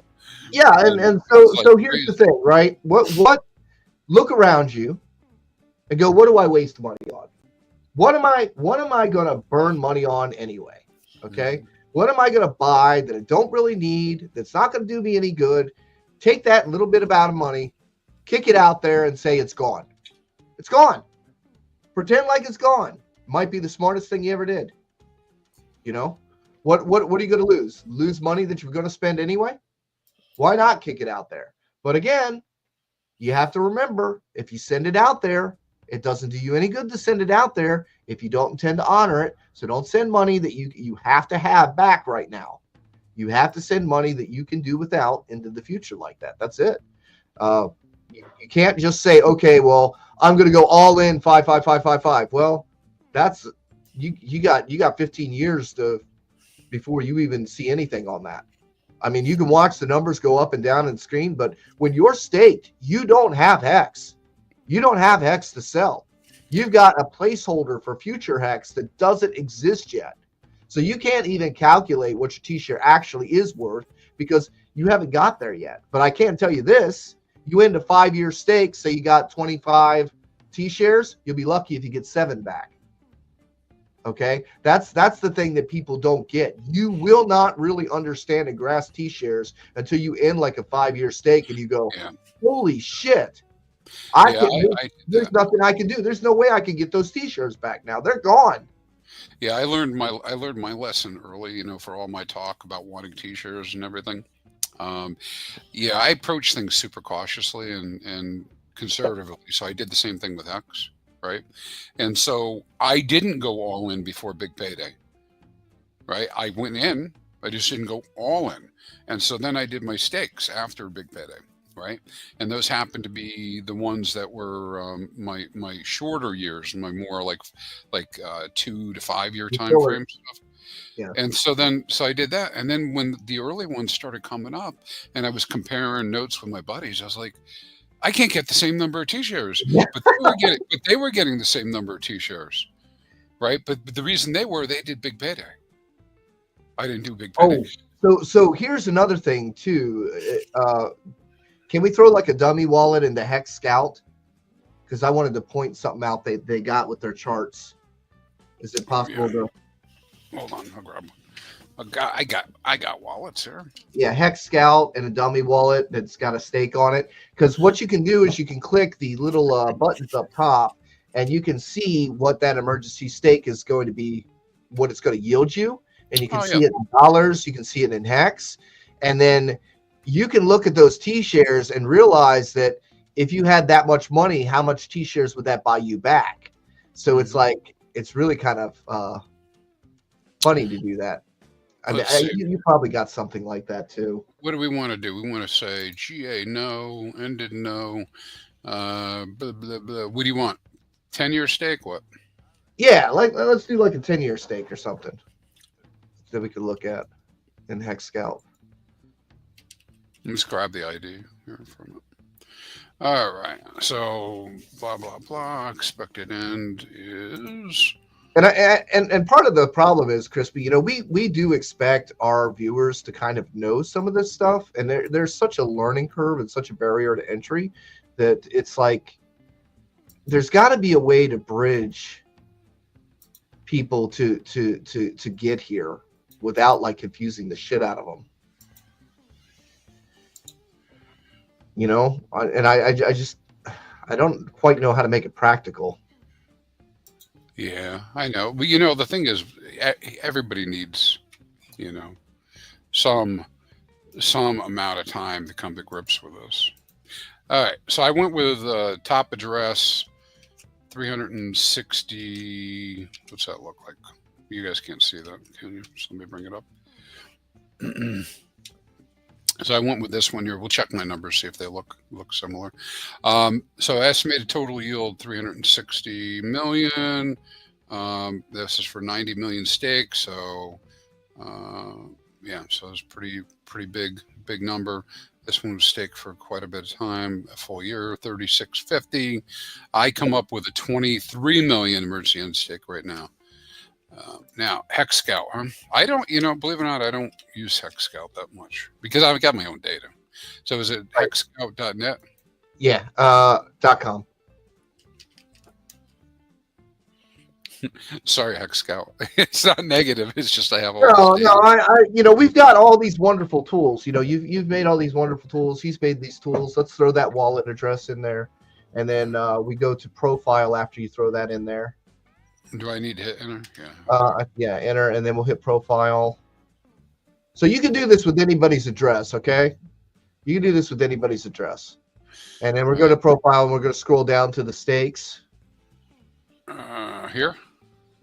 No. Should be under profile. Why are we not seeing the whole profile may combine multiple addresses? Oh, maybe I need to put it in again. Put it in again. All right. I don't know.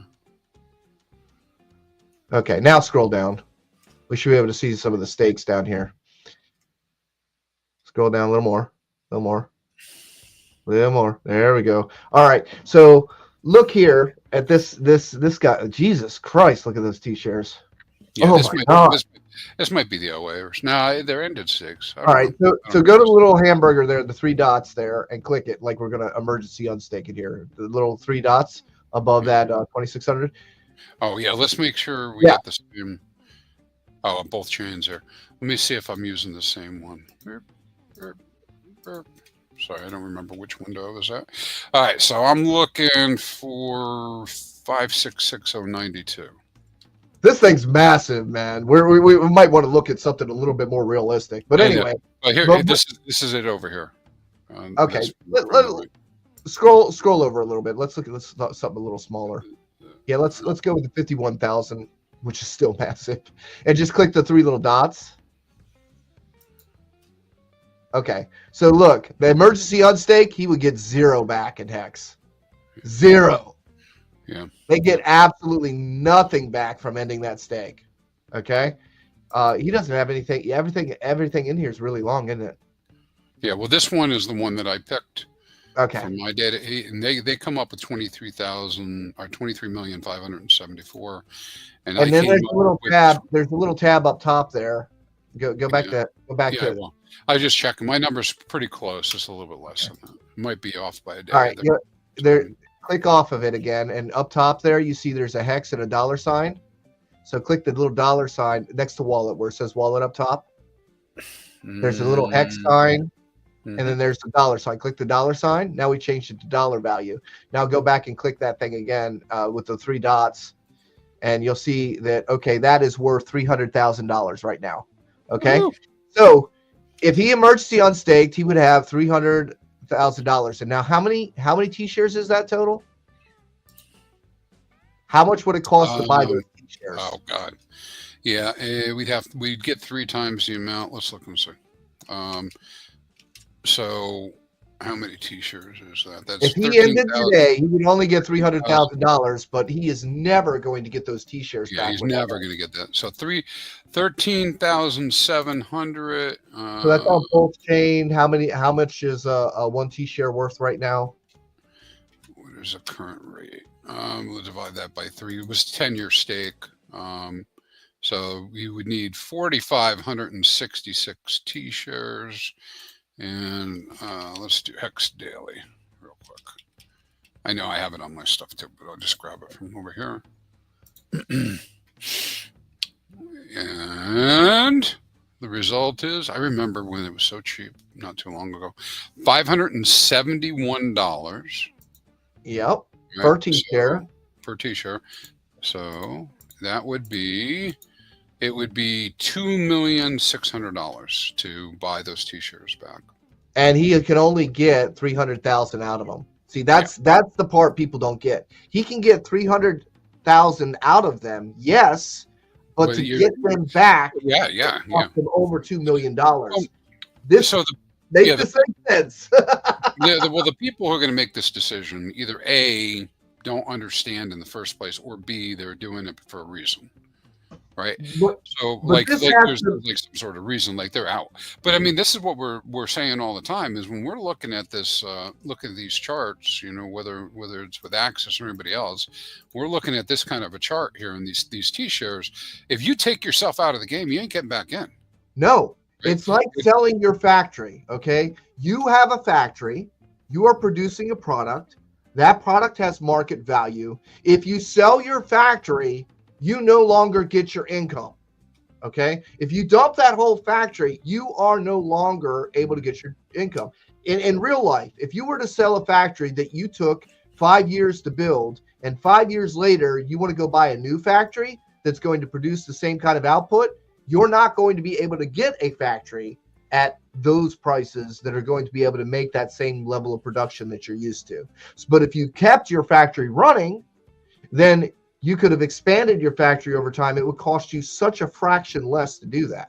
And that's what's incredible about it. And so when people say to you, the whales can sell on your head forever, they do not understand the code.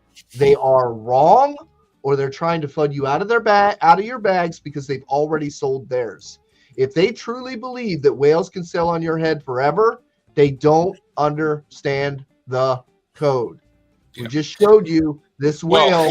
Well, they can sell on my head longer than I want them to. But yes. But they can't sell forever. And if they liquidate their position, they lose their production, Crispy. But isn't this why this is accurate to describe the whole HEX ecosystem as a 15-year cycle? I mean, that's how I think of it anyways. I mean, it is. You can do these for different things, but yes, the people who have a lot of HEX early that want to sell can sell, and it affects me, right? But I'm a staker, but they can't get back in. But I'm getting more positively too, because now they've given up their position, right, and your position is increasing. Yeah, my positions are out 15 years, right? And so I'm continuing and I'm adding, right? So I'm continuing to do this, right? So there's going to be a breakdown when people are going to be very, very upset that they didn't add. There is going to be such a meltdown when people finally catch on to really how the system works. And it takes years, dude. It takes years. We didn't just automatically know how the damn system works. You know, it took years to really kind of grasp that concept. Even with the visuals, even with the charts, even with everything that you've provided and built on HEX.Fire, people still are not understanding the information because it's so intricate. There's so many moving parts. This was so well thought out This is such interesting code uh, that people are they're still just not grasping it. When they do grasp it, that's when we're going to hit the prices. You know. Yeah. Yeah. Well, I think for us, man, I think the thing, when I say us, I mean people watching who actually pay attention to this stuff, have an opportunity. Again, not the financial advice part of it, but I mean, it's just the math just shows that you will have the hex, man. You know, what people are going to do, they're going to do, I guess, with price and everything. All right, here's a question that was in chat. Who was asking about this? Oh yeah, Clash was saying this. This is something I follow as well, Johnny. This is the whole PDI chart to hex, and I haven't been watching it lately. I did take the opportunity when the ratio got out of whack to take some of my PDI and get more hex. But I guess what he or she is asking about is this kind of like this kind of channel that's formed that looks very much like a pegging. Oh yeah, no. So it can be done, but this is not Richard's doing. I'm sorry, it's not. If Richard was going to peg anything, he would have pegged the hexes. If he was going to prevent any kind of sort of okay, so let me throw this down for you guys. It takes nothing to peg the hexes. It takes $0. $0 to actually peg the hexes. None of the SAC fund, none of that is necessary to back it whatsoever. It's literally just taking coins that he already has that aren't doing anything anyway, and just rebalancing the cookie jars and then setting to such a ratio, making it so thick that you can no longer move it. And that can be done at any point in time. And if ever Richard was going to stop the confusion and the chaos and the this side, the that side, the this side, the that side, if ever he was going to do that, he could have done that a long time ago with the hexes. Now with the p-hex, what you're seeing is there is somebody with a substantial amount of hex and a substantial amount of p-die, and they are creating that level because they're allowed to, because nobody's interfering with it. Because they have the amount of coins to do that and nobody's interfering with it, it's going to balance out that way. But you are looking at 2 cookie jars. And at any point in time, the powers behind that can reach into the one cookie jar, take out all the tokens, and leave you nothing but the other tokens. Okay? So you have to understand your risk there with that, because that is what that is. Any of these pairings are basically just 2 cookie jars. You put tokens in one, and you take tokens out of the other one based on their relationship and their ratios. That's it. That's all the AMA about is the 2 cookie jar system. Yeah, I'm with you. I'm with you on that. I think a lot of people. So I'm not saying that that's what's going to happen with whoever's providing liquidity here or whatever, or that there's going to be some sort of rug pull on PDI. In fact, I think it'd be I'm not saying that there is. It's any coin will have value as long as people are participating in it. What is PDI is not a unique token. It is just a copied ERC20 token. Yes, there is some back coding on it, but you don't know who is in control of that back coding. And as far as Richard's concerned, that is a loose end. Okay? If he wanted his own token, he would just make his own token. We know how he likes to hold the supply. We know how he likes to be in total control of things. So if Richard were to do Richard's token, look, there is nothing stopping Richard from taking $100 million, putting it in a bank, and creating a TUSD model. Okay? He can make a trust USD model, literally backed 1-to-1 with $1. Now, why would he go ahead and pick somebody else's loose ends up? He talks about Bitcoin with spaghetti code. Why would he pick someone else's loose ends up and try to tie the knots together? Yeah, I don't know that it would. I think there might be something to that. What I would say to you, though, is, I thought that was a good point that you brought up, not specifically because I'm worried about PDI or anything, but just in general, just a general comment that sometimes because we're working in the RH ecosystem, quite frequently we're of course we're on Pulse Chain, but I mean, we're working within those tokens. You develop a certain level of trust and understanding of how Inc is going to work with PulseX and Pulse and all the rest, and then people extend that trust to the new shiny object, Yeah. right? Yeah. And so an example, this is just for people to be careful of, this is why we say this, is you might get all head over heels on a new token, and look, it's staked with Hex, and I'm going to earn, or it's LP'd with Hex. I'm just going to earn so much Hex, because look at how you know how to make Hex price go up. You buy Hex. Yeah. But you know how to make Hex price go up. It's going up, and I'm getting my impermanent loss in Hex, and that's great. And what Johnny's describing is, whether it's intentional or not, if somebody decides to remove that pool, you just have what you got, man. You got what you got, yeah. And I'm not saying, look, yes, if somebody wants that coin to fly and somebody wants to put their money behind it, and people that are participating all believe in that narrative, then yes, the price can go up. I'm not saying it can't. As far as pegging it, though, that requires somebody to know how to operate the code, and you don't know who's operating that code.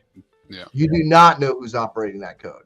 What you can say is, oh, well, Richard, the argument is, well, Richard hasn't denied it. Well, Richard also ghosts things too, right?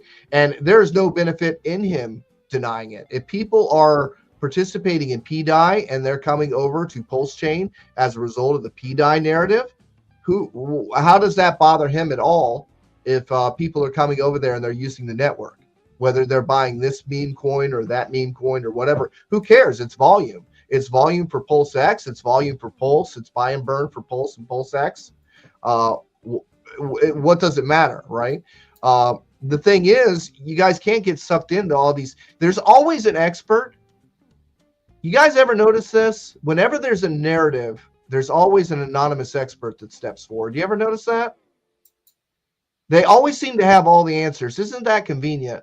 It's just like, when Eric Wall was talking about the SEC and Richard, all of a sudden we had Eric Wall's buddy, the attorney, the former SEC attorney, show up and say, oh, no, well, this is definitely going to happen this way, blah, blah, blah. And I'm a SEC person, blah, blah, blah, blah, blah, blah, blah, blah. How convenient is that? Isn't that interesting? Yeah, Nobody sees a coincidence that somebody always seems to show up and they have the answers, and then you're left there sitting going, yep, sounds smart, could happen. Yep. Could happen. Yep. Yeah. I mean, this is the problem that people get sucked into. So I'm just going to roll this back to one real small statement, and you can call me a maxi, you call me a hater, you can call me whatever you want, because I don't give a shit. But what I'm going to say is this. Hex is unique. Hex is unique. It does not belong in the everything else bucket. It doesn't belong in the I got copied on the Pulse chain, so I have a narrative model. It is literally a very unique, dynamic token that operates within a certain set of immutable rules. And if you like what it does, that's great. If you don't, go buy something else. There's 400 million other things out there to go buy. You don't have to buy it. Mm-hmm. So go for that. I like what you're throwing down, man, with that. So, little self thinking here. I do what you just said, right? Because I don't. I don't even know what I just said. What I mean is that, and I see people in the chat saying the same thing. There are times I forget that, even though I'm doing this. I think it's unique, and I don't see anything else out there doing it. And technically, now that we've done it, that Richard did it and his devs did it, but now that they did it, then somebody else could make something sort of like it, right? And people have tried and haven't done as well because there's other pieces to it. Only like 20 times now. And the biggest problem with people trying to remake it is because not everybody's in Richard's position. He's a billionaire. He doesn't need the money. Everybody else is doing this as a business model. They're trying to figure out a way to put themselves at the top of the food chain. I mean, they want DOA. They want to put I worked with a team. I worked with a team doing something. We wanted to do something similar, and it's like I kept coming back to, when we were talking about it, we just kept coming back to there isn't anything better to do. No. Currently with the technology, there was just anything better.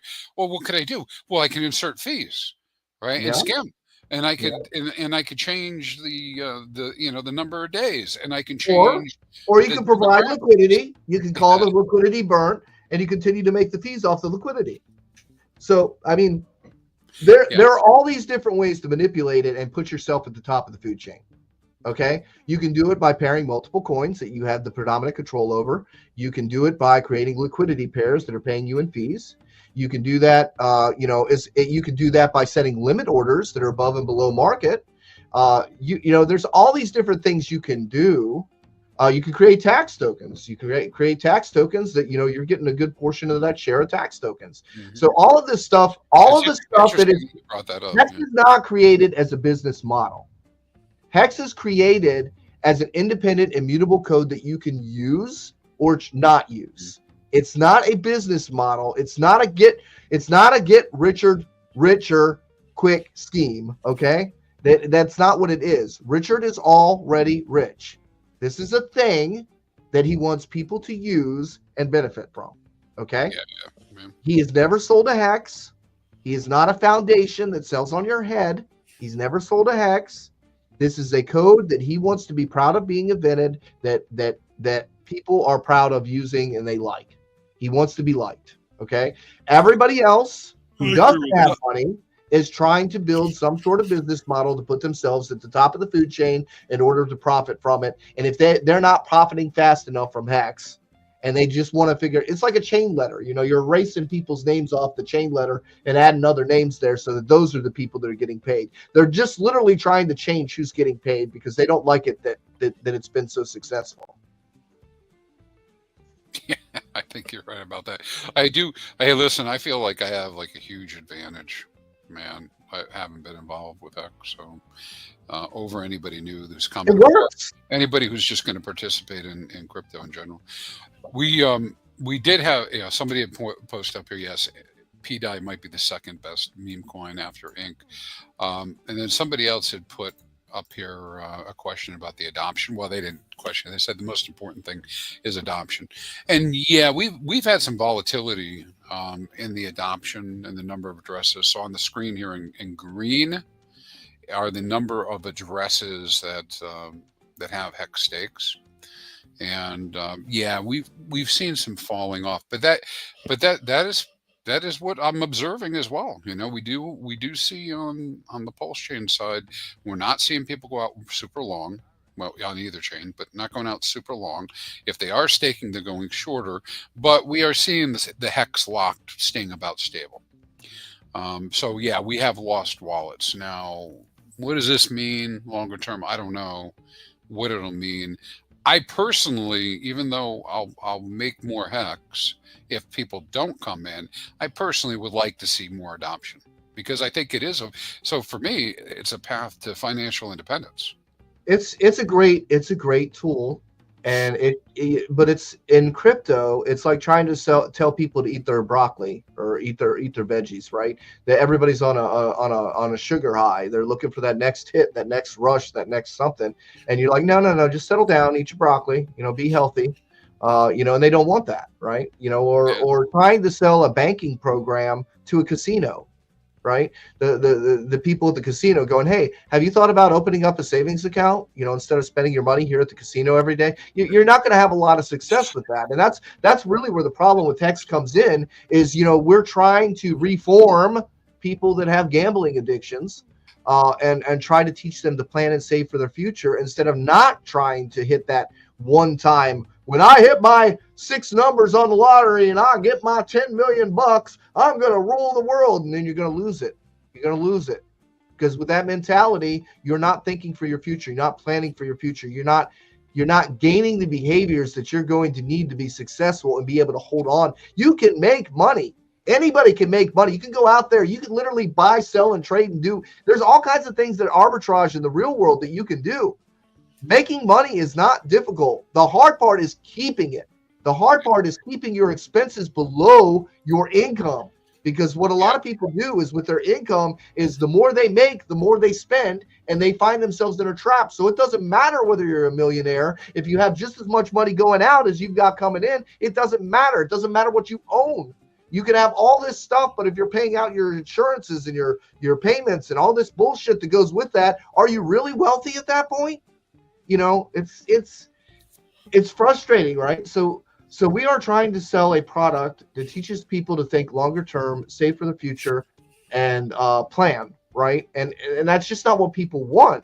People want that quick hit. They want to know what one coin do I buy that's going to go up more than anything else, and I'm going to put everything I've got in that one coin, and I'm going to win. And that's literally the mindset, instead of thinking of what steps can I take to make sure that I have money in the future when I need it, right? That's the problem. You know, they get excited about big numbers, just not progress. I think that again, you know, a lot of people would have to watch hours of video to try to figure this out. But that comes back to the use case of HEX, which is right. All the nifty little sayings that we have, you know, time in the market, not time in the market, long time horizons, you know, marathon, not a race, staking ladders.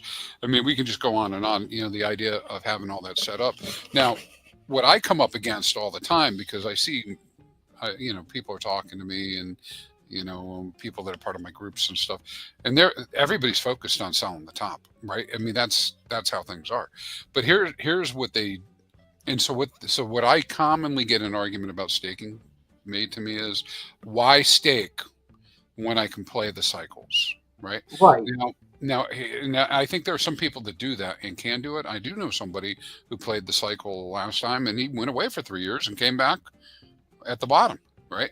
But what, you know, the amount of professionalism you got to bring to that, you know, meaning you sold the top, meaning you timed the top and you got it right.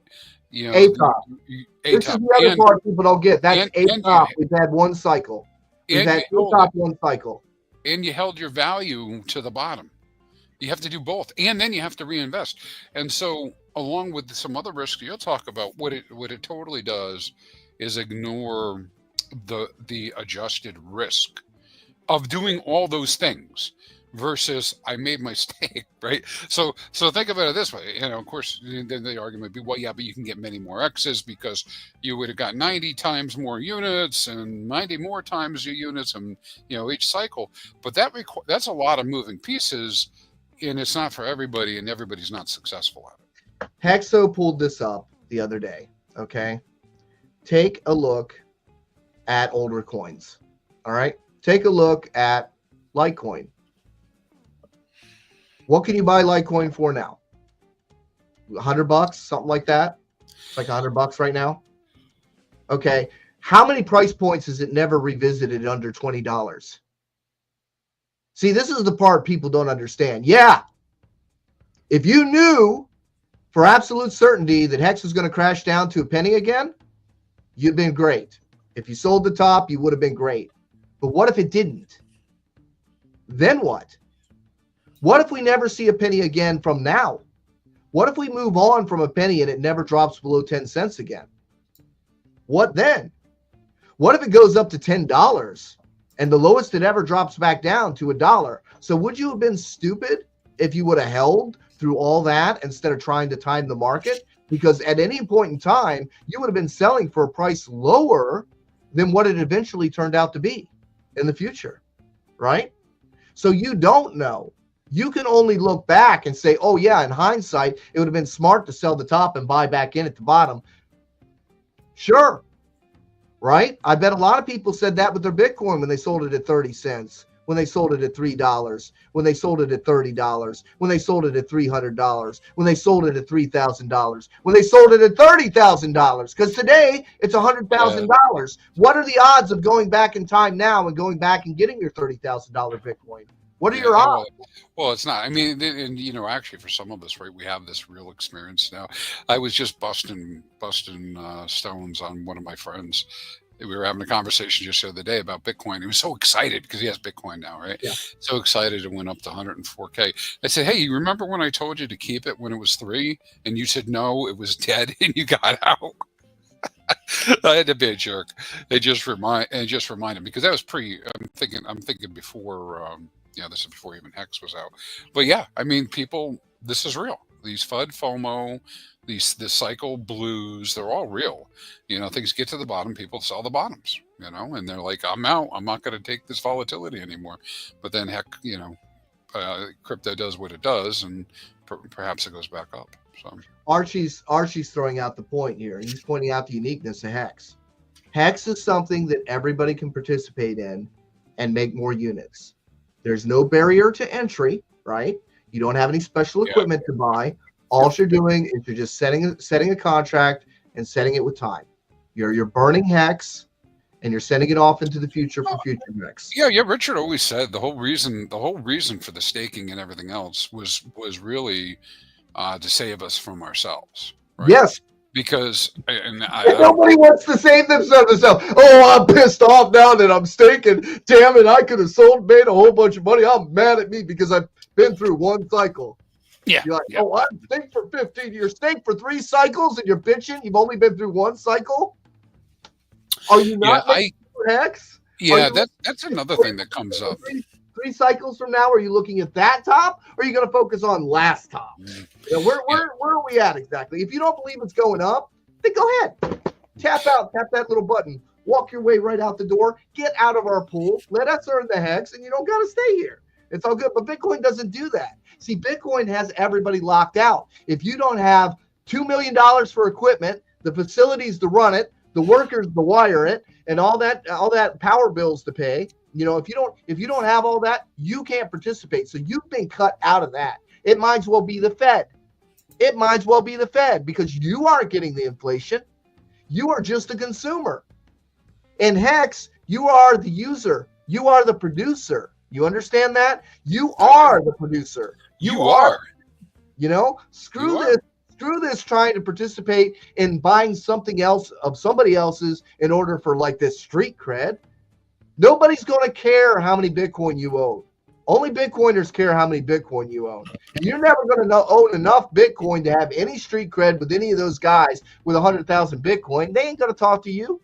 They don't care that you got one puny little Bitcoin. You ain't nothing to them. Except exit liquidity. Your exit liquidity to the miners. That $400 million a month that the Bitcoin miners have to sell to pay power bills when the HEX stakers don't got to sell it. Right? You've got something that you as an individual can participate in with no pool, no one else telling you what you can do, self-sovereign, redirected money. If you don't see a value in that, tap the little tappy button and get the fuck out. Tap it out. Tap it out. Tap it out. Yeah. Woo! Johnny, people are glad to hear from you. Well, I've been trying to stay off the thing. Man, it's crazy. It's like people will clip this stuff up and they'll throw it all out of context and everything else, and they try to, it's so weird. It's like, look, I mean, people in the HEX community, if they're the ones vilifying me, they probably ain't Hexicans. I'm sorry, because Hexicans want me here pumping their bags. They want me here talking about their product. If they don't, then they've got totally different intentions going on here. I don't think they're Hexicans. I just don't. It doesn't make sense to me. I don't understand why anybody wouldn't want me to help support what it is that they hold, unless they don't hold any. Right. Well, yeah, we can talk about that for a long time, man. All this crap that people bring up and thinking. I love the I love the periodic posts, basically saying, HEX made me rich. Screw HEX. Fuck HEX. Right? Yeah, it's so funny. I'm like, every time I see that, I'm like, man, that is brutal, man. It's just brutal. It's like, yeah, all right, well, have fun. Good luck. Well, see,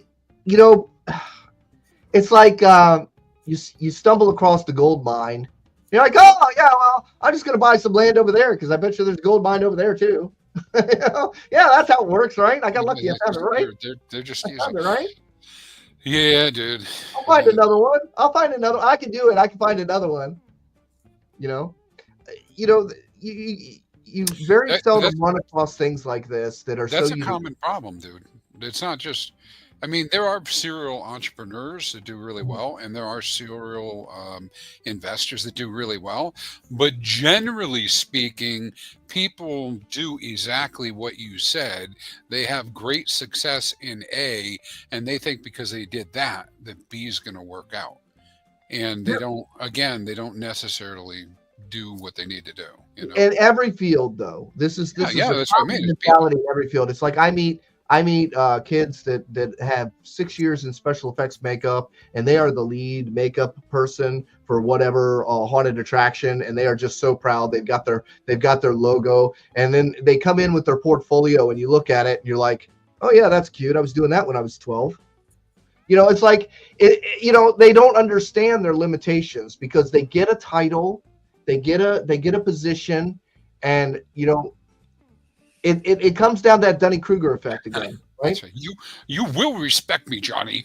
It comes down to that Dunning-Kruger effect again, right? It's like you think this is all you need to know, and you're a master of those couple things, but then you don't realize that the box is way bigger because you don't even realize those variables even exist, right? It's so beyond your grasp that these variables even exist. It's like and you can do this in so many fields. It's like, oh, I could do that. You hear people do this. Oh, I could do that. Oh, I could do that. Oh, yeah. Hand them a chunk of clay and say, okay, now show me. And they're like, well, I don't know how to do that, but I could. I could if I wanted to. Oh, could you? You could if you wanted to, but yet I hand you the opportunity to do it, but you're not doing it. Does that tell me? Wait. Is that like, where's the disconnect here? Obviously, you can't, because if you could, you would. Since you can't, you won't. But you want to stay within that delusion that you can, because if you actually try, you wouldn't succeed. It's weird, but that's just the psychology of people. It's like I've always been brought up to you don't take a job that that you can't complete, because reputation is everything. If you agreed to do a job, you better follow through. It's like in a business like mine, if you fail, that's all anyone's ever going to remember. They're going to remember that one failure. That one botched project that didn't work out. That's going to haunt you for the rest of your career. That one botched project. I've got pieces of artwork out there that I wish somebody would just burn. It's like, just please burn it. Don't let anybody ever see that I ever built that, right? And that's because people will judge you based on what you've done, in the past, and they just think that's all you can ever do, right? So it's crazy when you translate that to like the crypto space, where everybody's got an excuse, right? Oh, I'm sorry that didn't work out. Sorry, guys. Thanks for the money. Oh, I'm sorry that didn't work out. That's a failed experiment. Things didn't quite go. We didn't have the liquidity pools balanced way. It just didn't work out. Sorry. Thanks for the money. That's how it works in crypto. I mean, I get 3 buttons, create a coin, and tell everybody buy my coin, and they send me money, and I get to jump on their heads. Man, Jesus, I wish I would have known that years ago. Why would I spend 30 years developing any skills in life when all I got to do is click on buttons? Hell, we got 11-year-old kids rug pulling you for $30,000. You don't know who's behind the coin. You don't know who's behind shit. Yeah, you true. Know that you got a story that makes you feel good inside, and you think you'll click the buy button. How about you buy something that has done what it's supposed to do for the past 5 years and operated flawlessly, and you know that it's guaranteed to work? You don't know where the price is going to be. It's all tech. You do know if people are going to use it for what it's designed to. It's designed to go up. Yep. Yeah, I'm with you on that. I mean, obviously, I'm here. I'm talking about it. I'm maintaining my ladder. I'm doing my thing with it. So obviously, I believe in all that. It's pretty incredible too. Now, see, I like this. PLSX is better than HEX. It's deflationary instead of inflationary. It doesn't matter if nobody wants to buy it. So this is the part you don't get. First of all, inflation is not bad. Inflation is bad based on who gets it, right? So like inflation in Bitcoin, the miners get it. They have to sell to pay power bills. So in that it becomes an external sell pressure, right? In inflation, if you're giving it to the people, the miners, and into the future, it's heavier weighted to the future. So it's actually a dynamic deferred inflationary model that's never been seen before. So that is something that's actually unique. Do you like buy and burn? Well, guess what? You know where PulseX gets its buy and burn? From HEX, buddy. You know why? Because Why? HEX was the first one that you buy your HEX and you burn it to create a T-share for future HEX in the future. Mhm. HEX was doing buy and burn long before even Ethereum was doing it. Before Ethereum was doing staking, HEX was a contract that was built on Ethereum that was actually doing staking before Ethereum had its Ethereum 2.0. So we've been ahead this whole way with HEX. Yeah, All I right. think I could see the logic that you're making, the connection you're making there. Yeah, Now, I'll tell you in a very real way. they're all different Both animals. both Pulse, hex. Pulse HEX and Pulse No, I HEX. was going to say is both in a very real way. Both EHEX and HEX contribute to burning a ton of PulseX, dude. I Yeah. mean, I don't know. I don't know if you guys. I don't know if everybody like pays attention. I mean, a lot of people maybe are like, oh, V1 isn't the thing. V1 is the thing, man. That is the engine of Pulse Chain, man. V1. Oh my God. The amount of volume that goes through that, through the farms, through the pairs. I mean, it is just a monster. Maybe something else will catch up eventually. But in any case, remember all those fees, quote unquote, burn PulseX. So here's the thing. All right. The other thing is the amount of coins, on the market, amount of coins in circulation. There is no locking mechanism, so to speak, for PulseX. Okay. There is a locking mechanism for HEX. Okay. For now, we're just comparing the two, but okay, let's say we like buy and burn. All right. Buy and burn's great. All right. Say I have 2,000 trucks full of matchsticks. Okay. 2,000 trucks full of matchsticks. So I burn one. What does that do for the price of matchsticks? So when you have such a high quantity of coins to start with, you have to burn a lot to get that down to a reasonable amount of supply. And it really doesn't matter what the supply is. It matters what the demand is. If the demand exceeds the amount of the supply, then the price goes up. You have to exceed the amount of the availability in order for the price to start to go up. And I do realize that there is a buy and burn, but you're also with HEX, you're buying and burning. You are buying your HEX, you're burning it to create T-shares for future HEX.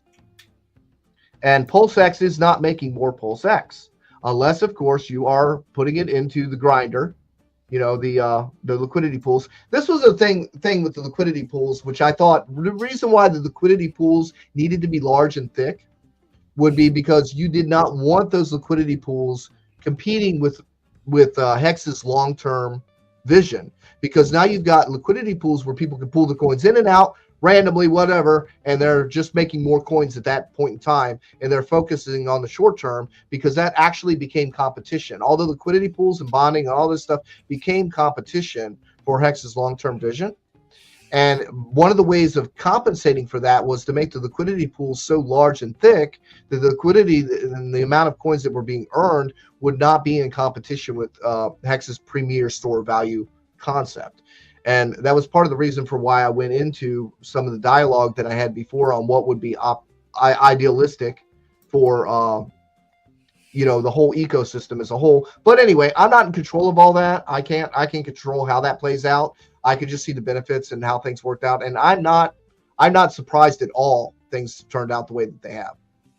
It literally all my imaginary horribles have completely played out because it's the way things have taken the direction that they have, and where people put their focuses on, and how they shifted to the short-term mindset, and how everybody's in competition for yield in these shorter term things. And they've gotten totally away from the HEX has lost its use case for a lot of people because a lot of people aren't thinking long term. They're still thinking in the shorter term. Oh yeah, exactly. And by the time they get around to realizing it, they'll want their T-shares back, and it's going to be too late for them.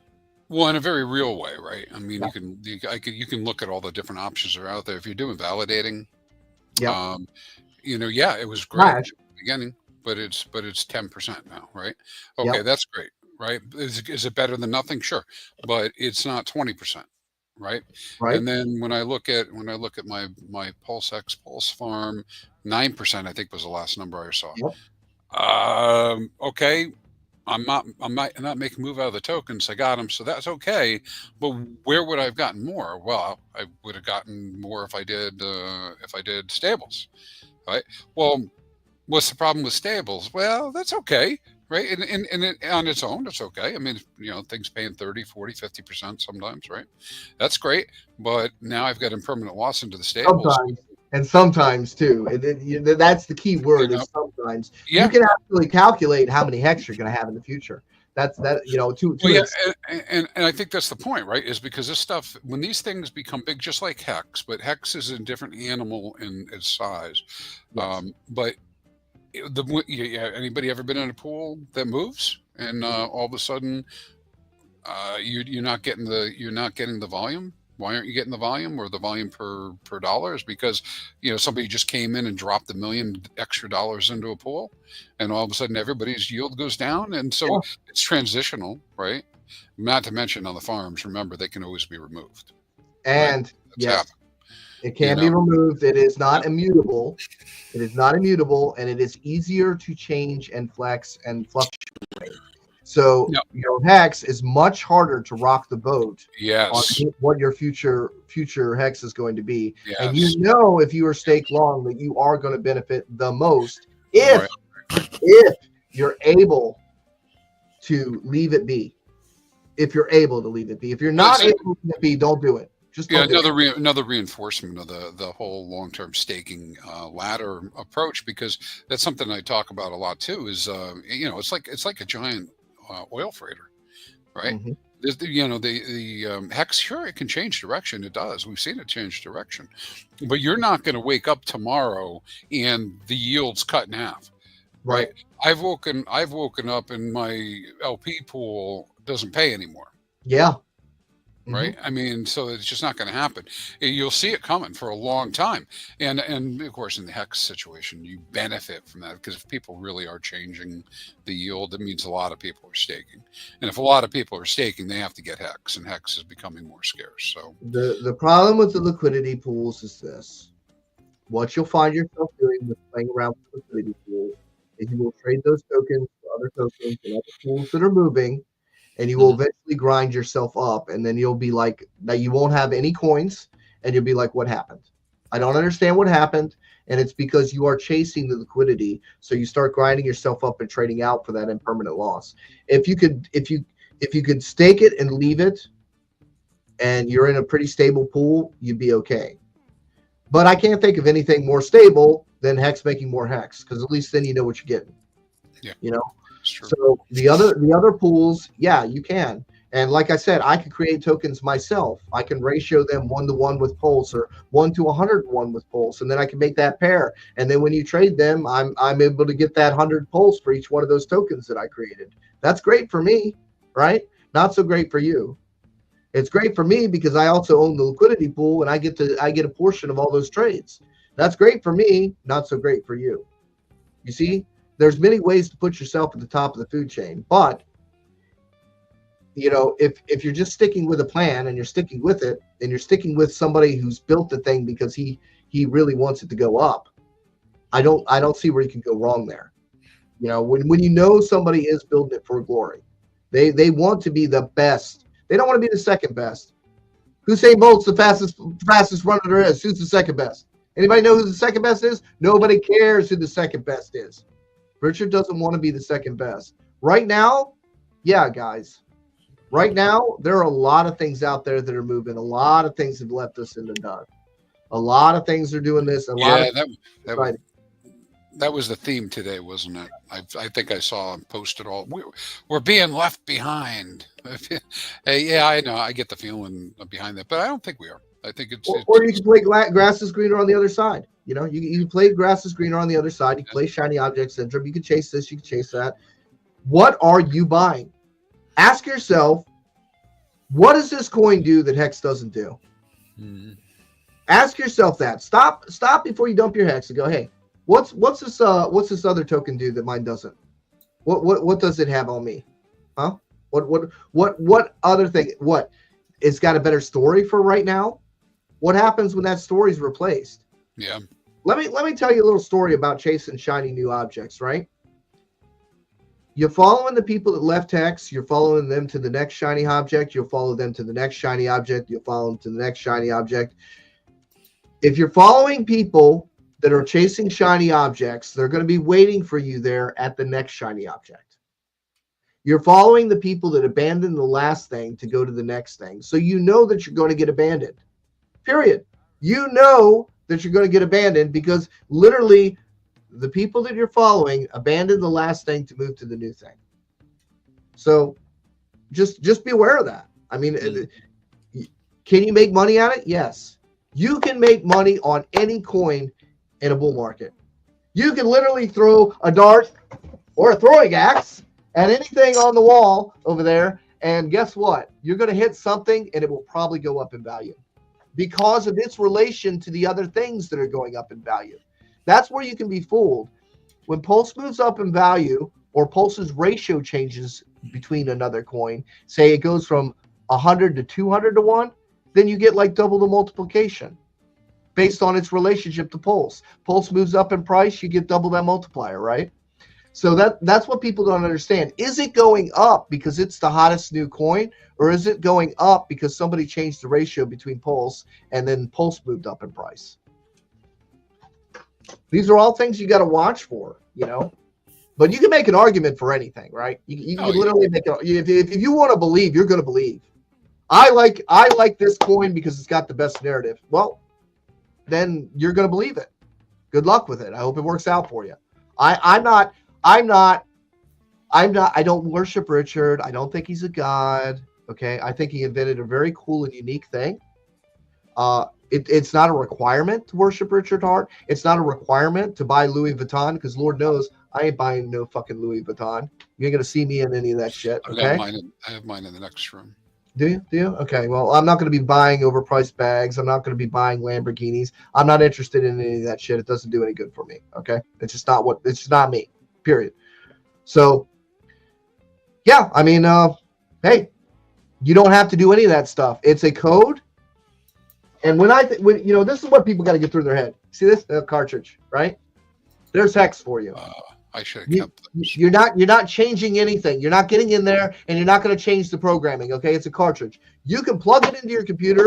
You can play it according to its rules, or you cannot. That's literally what HEX is. Everything else, you're waiting for somebody to do something. You're telling yourself some story that something's going to happen. I know that when I play HEX, if I follow the rules, I will have more HEX.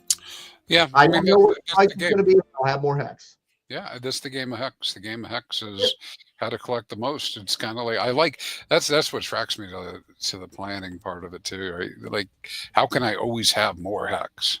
Yeah, in the future, right. It is an ecosystem that you can participate in where you get the inflation as a user. You get the inflation as a user, not somebody else. You have the option, just like everybody else, to get your share of the new coins. And then if people realize that and people are like, hey, I want to be a participant, I want to earn the coins, then yeah, it goes. It works. You know? And if it fails, you blow on it. It works. Yeah. That's what it is. We just got to blow on our HEX tokens, right? We just got to, go. Is it working yet?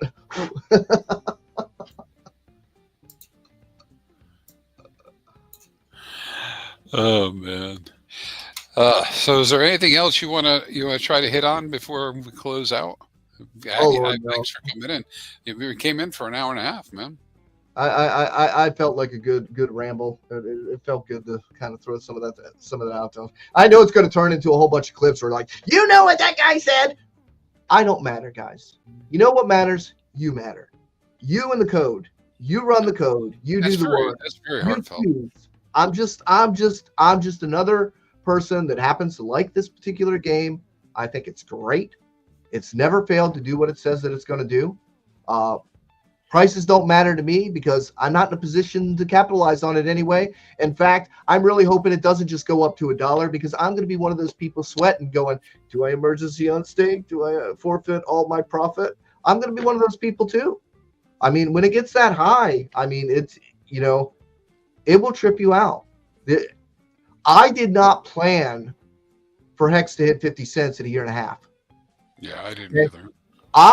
I believed in the code. I believe it's a unique thing. I think it's great. I think it's cool what it does. I love the math behind it. I love how it rewards people for doing what they say they're going to do. and especially in a system where most people will try to exploit, lie, cheat, and everything else, get around the code, and they can't. So I think that's really kind of a selling point for it. But no, I didn't expect it to go up to 50 cents that quick. I thought maybe 5 years. Yeah. So, I also prepared for this year being the year of a lot of emergency unstakes coming off the market. So I wanted to make sure I was definitely staked through this year, and I wanted to be definitely staked through year 27.5, right? Because I know those are going to be the 2 points where people are going to literally just settle for their principal. And I know that's going to be an excellent payout for a lot of those stakes. So I wanted to make sure that I had those years covered. Well, the biggest surprise was it went up so fast. That was the biggest surprise. Yeah, every rung in the ladder will benefit. After those emergency unstakes, right? So. Yeah. And if you're in now, and you're in this year, and even if you only stake for this year, you won't get the multiplier of T-shares, but you will be in for those payout per day per T-share increases for this whole entire year. Yeah, if I had given myself advice, if I was going to give myself advice on how I should have come in and done it, what I should have done is gone all in immediately to whatever level I was comfortable with, and set my ladder, and then maintained my ladder. Now I came at it slowly. Now, so why am I saying it this way? Because I'll tell you why. If somebody's out there, again, not financial advice at all, but to go look into it. The thing is you're not going to be able to come back and get the T-shares at the rate and set up a ladder to be as beneficial. Will it be beneficial later? Sure it will. But now you got to wait for me to move out of the way, right? Because I'm already ahead of you. It'll be beneficial. It's just like now we got people that are earning, they're doing Cuatro Cincos and they're getting 23% APR. But they're getting it, but it's deferred, so they don't really get it. Oh yeah, but it's earning at that rate. Otherwise, they just forfeit it. That's what's cool is there are a lot of people that are setting up these stakes that are not equipped to handle it. Yeah. Okay, and I can point this out really. You got a 555 right now. If it's at 50% and HEX is $10, what are you going to do? HEX is $10, and your 5 year, your 5 or 15 year or 10 year or 15 year is at halfway point. You know that you're going to be able to pull out your principal, and now it's $10. What are you going to do?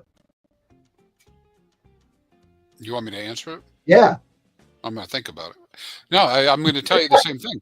I already got it. So I come. Listen, man, I'm not the right person for that because I'm coming from this other angle where I already planned to have 1 million HEX come out, and I'm not selling early. I guess you could say I'm going to try to sell the top like everybody else, but I'll do it over a period of time. If it goes anywhere near $10, man, that's more. I don't need $10 million. So this is what I'm saying. Most people, if HEX spikes, most people will abandon their positions immediately for the principal, and they will forfeit. They will forfeit a majority of their coins. So those coins will not get on the market. They go through the deferred inflationary method, which means they actually get sent out heavier to the future, to the 15-year future, because that's where the multipliers, that's where the majority of the HEX goes. The majority of HEX always goes out to the future to the tune of 3x. So when those stakes don't make it to fruition, it just keeps getting pushed out. So it's going to be really difficult for people that do have the 10-year stakes. If it does just shoot up to $10, even if they're only getting a fraction of their principal, they didn't pay anywhere near $10 for that HEX to begin with. So they people are going to run the equation at even smaller amounts than that. They're going to be running the equation in their head. I am still in profit if I click this button. But there's going to be a practical limit to what actually can be extracted. So of course, that kind of thing will be very fleeting. I think it'd be more likely that somebody doing planning ahead of time would begin to DCA out and get Yeah. some variable price than it would be for everyone to get $10, right? It's not going to be possible. Anyways, if that was Well, they won't be holding it when it is $10. That's what I'm saying is they'll be out before it ever gets there, yeah. because that temptation is going to be you can get what is it like $2,000 for a million hex. I'm not sure what you mean. $1,400 per million hex on the PHEX side right now, right? No, it's a lot more than that, my friend. Is it? Yeah, because 1 million. I don't know what the price is. What are you using for a price? 1.4 cents, Yeah, 0.01, 1.4 cents. So that's 14K. 14K. Okay. Well, back in the day, you could have got it for $1,400. Oh In yeah. fact, back in the day, you could have got it for $100. Yeah, people At were getting day 33, it was $100 for 2 million hex. Day 33. I remember it very well. I was there. So if you're looking at that, you realize that some of these people are still highly in profit. Was it a bad idea really for them to hold and earn more hex this whole time? Was it really bad? Was that a bad idea for them to do just because they didn't sell the top? So 5 years worth of yield, earning 40% per year. Was that a bad thing that they didn't sell the top? So it's a matter of perspective. You can beat yourself up and say, oh yeah, I didn't sell the last top, but what about the particularly if it goes to the next stop, right? Which if it never goes to the next top, that's when that's valid. If there's never a next top, and even at that, if it goes up to 1/5 of last top, you're still even. You would still have the same amount of money at 1/5 of the next top if you had been staked for 5 years. That's the crazy part about it. I know. It is crazy, isn't it? Damn.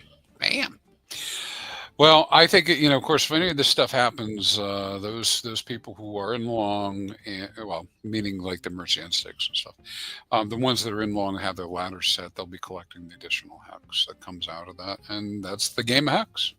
So. And it's $3,000 on Ethereum right now for a million hex. It's $3,000 on Ethereum, and it was as low as 1,000 for 1 million. That's where it bottomed out. Was 1,000 for 1 million on the EHEX side. And yes, guys. So here's another thing. I want to throw this out there too, Crispy. You guys got to watch the GUI. You got to watch the GUI. Do not just click and agree to whatever price it is and call that a loss and just suck it up. Okay, you have to watch your GUI. Yeah, a little due diligence gets you a much better price. Yeah. When it's down to 3 GUI, you can end like a 4-year stake for like $30.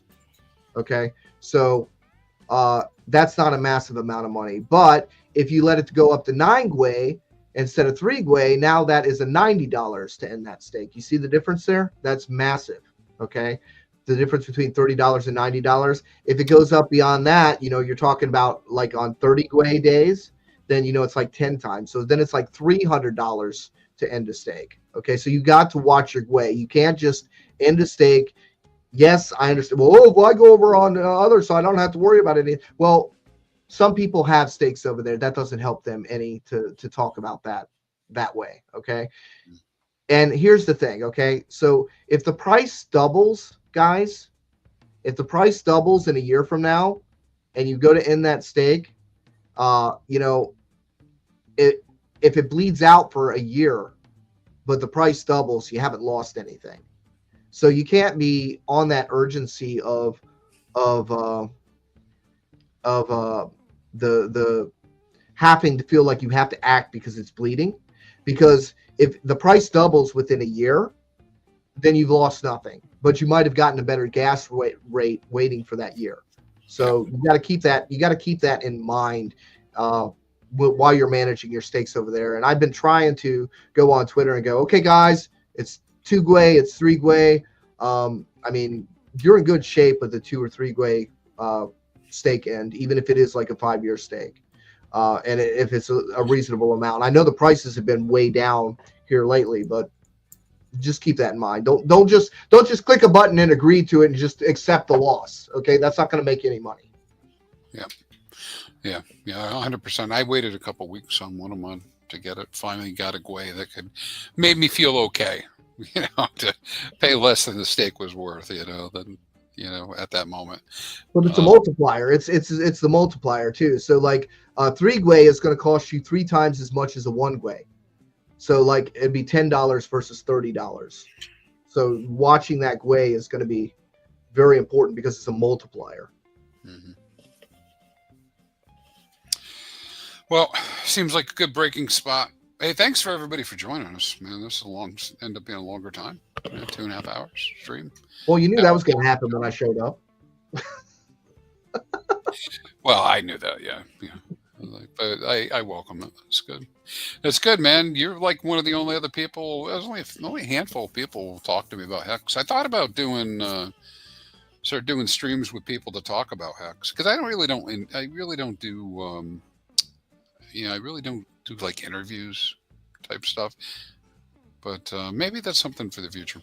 Maybe get because there's a whole bunch of people because they're chasing all their own stuff now, right?